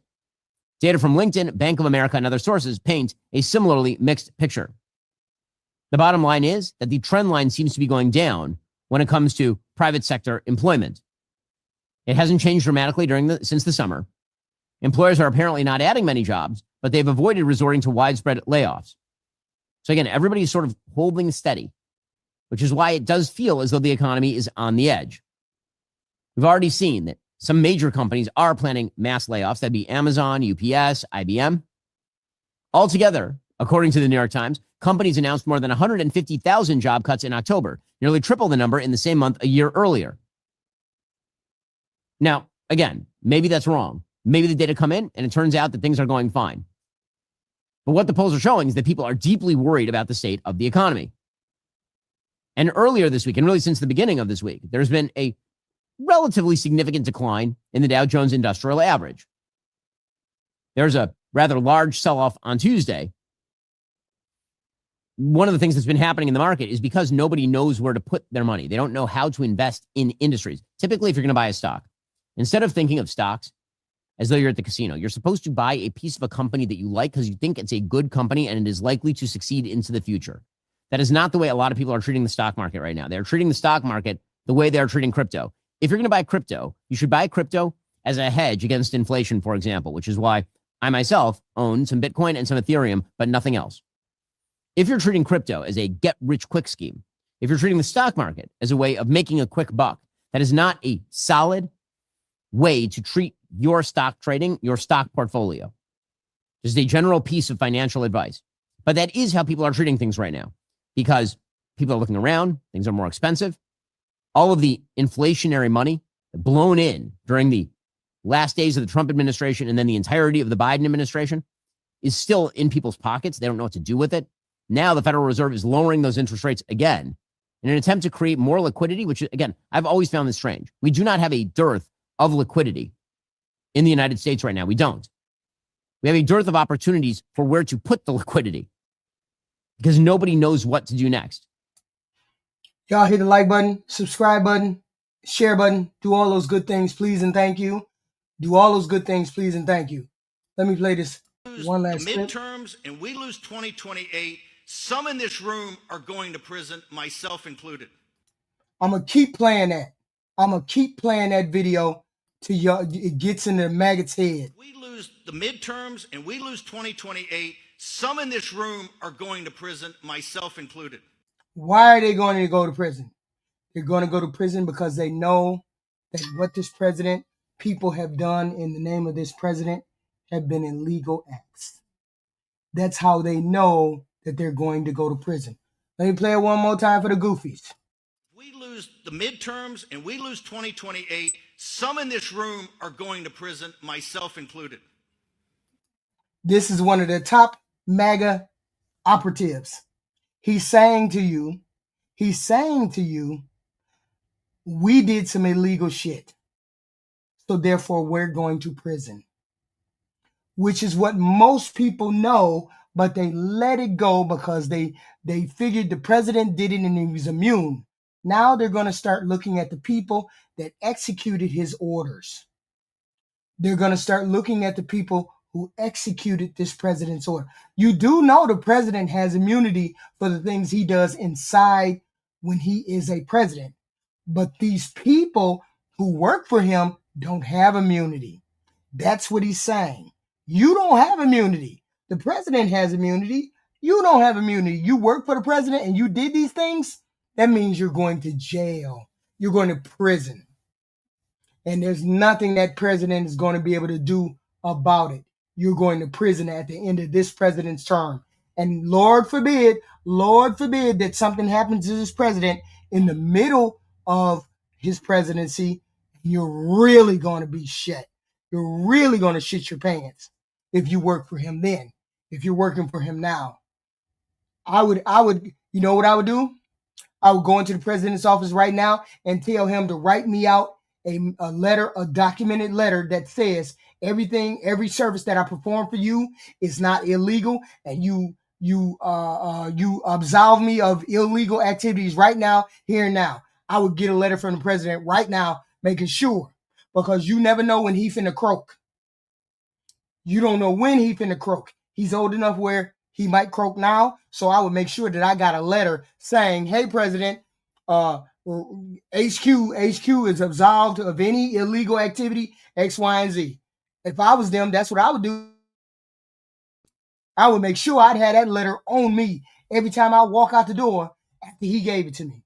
Because these people don't have immunity. This is just laughable. This woman really believes. What do you mean? I believe what? What do I believe? What do I believe? I don't believe anything, Paul Parmy. Your MAGA guy said it. Let me play it for you, Goofy Paul. Let me play it for you, Goofy Paul. What does he mean? We lose the midterms and we lose 2028. Some in this room are going to prison, myself included. So he's unhinged, and so am I. So a lot of us are unhinged. So am I. This is one of your leading MAGA dudes. One of your leading MAGA dudes that's saying we're going to go to prison once we lose all of these elections.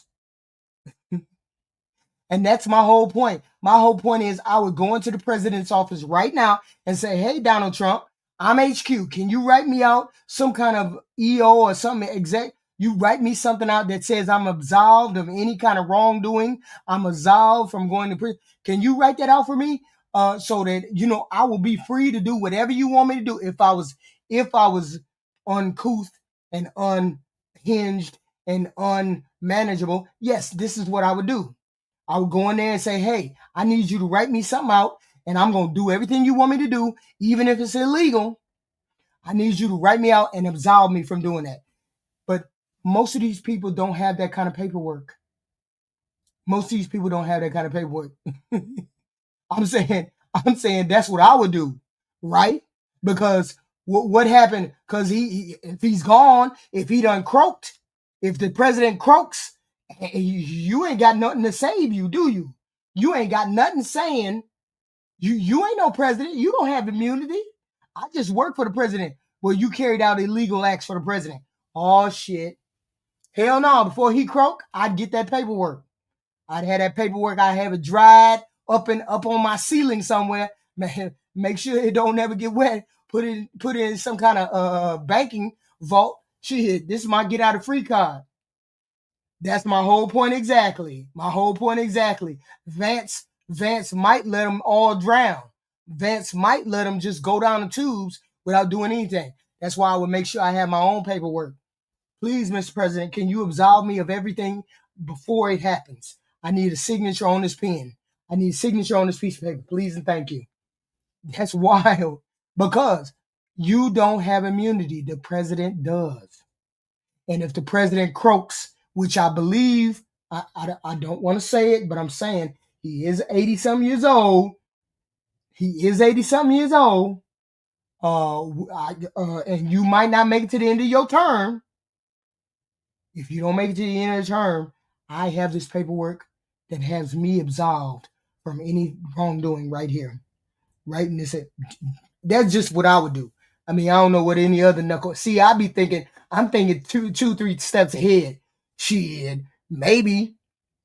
Hey, you ain't gonna get me caught up in these crimes. Hey, every person that works for the president the last time went to jail or got a sentence. Y'all do know that, right? Y'all do know that, right? Y'all do know that, right? That most of the people that work for the president the last term that was working for him when he got out of jail, when he got out of being a president, they got sentences and shit like that. Y'all do know that, right? So no, you don't need me to tell you, Paul Parmy. That's why you goofy, because you should be doing your own research. You should have been done did your own research. You should be doing your research now. You should be doing your research now and finding out what happened to the people that worked in his administration the last time. You should be doing research now. You shouldn't believe nothing I say. You should just hear what I say and say, okay, she lying. Let me go research it. I'm going to go research it. Instead of saying she lying, go research it. Don't believe me. Just goofy for no reason. I ain't the be all and end all. I'm just telling you my truth. You're supposed to look up and find your own truth. And the truth is, a lot of those people had sentences. Goofy for no reason. Just talking for no reason.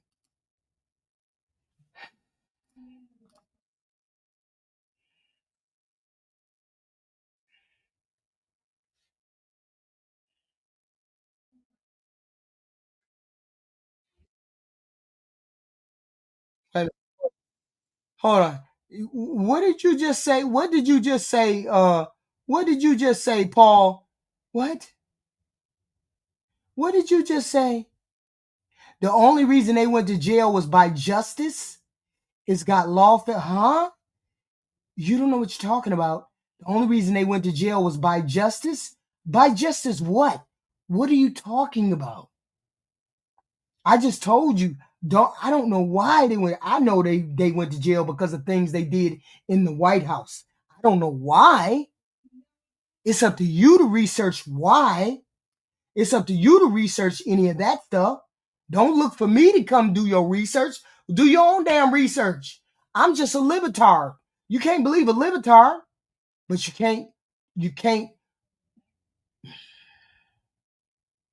cannot dispute facts that are already history. You can't dispute facts. Go look it up. Jesus.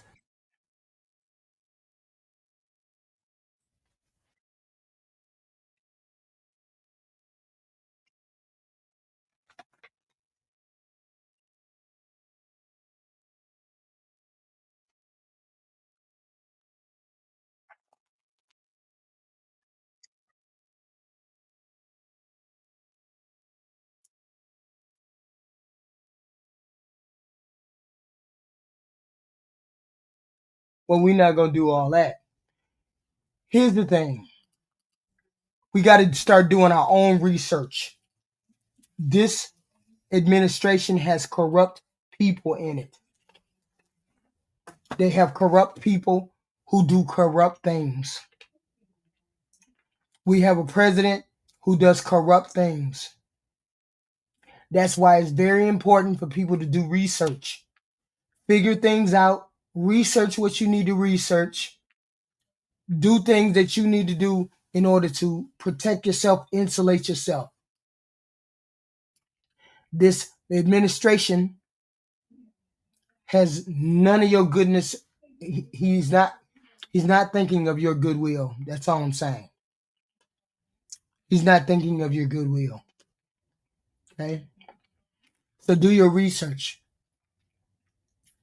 This president is giving every taxpayer $2,000. What? Wow. I can't fight the goofiness. I can't fight that. You all hit the like and the share button, subscribe button, please and thank you. I will be back later around 8 o'clock. We're going to have a lighthearted letters to my wife, letters to my marriage. We're going to do all that. You all hit the like and the share button, subscribe button. We'll be back Monday night doing political content. We'll be back Monday night doing political content. I appreciate all of y'all showing up. I appreciate you. I do. Hello from Wakanda. Hey, Jeb coming. HQ racist. You wild.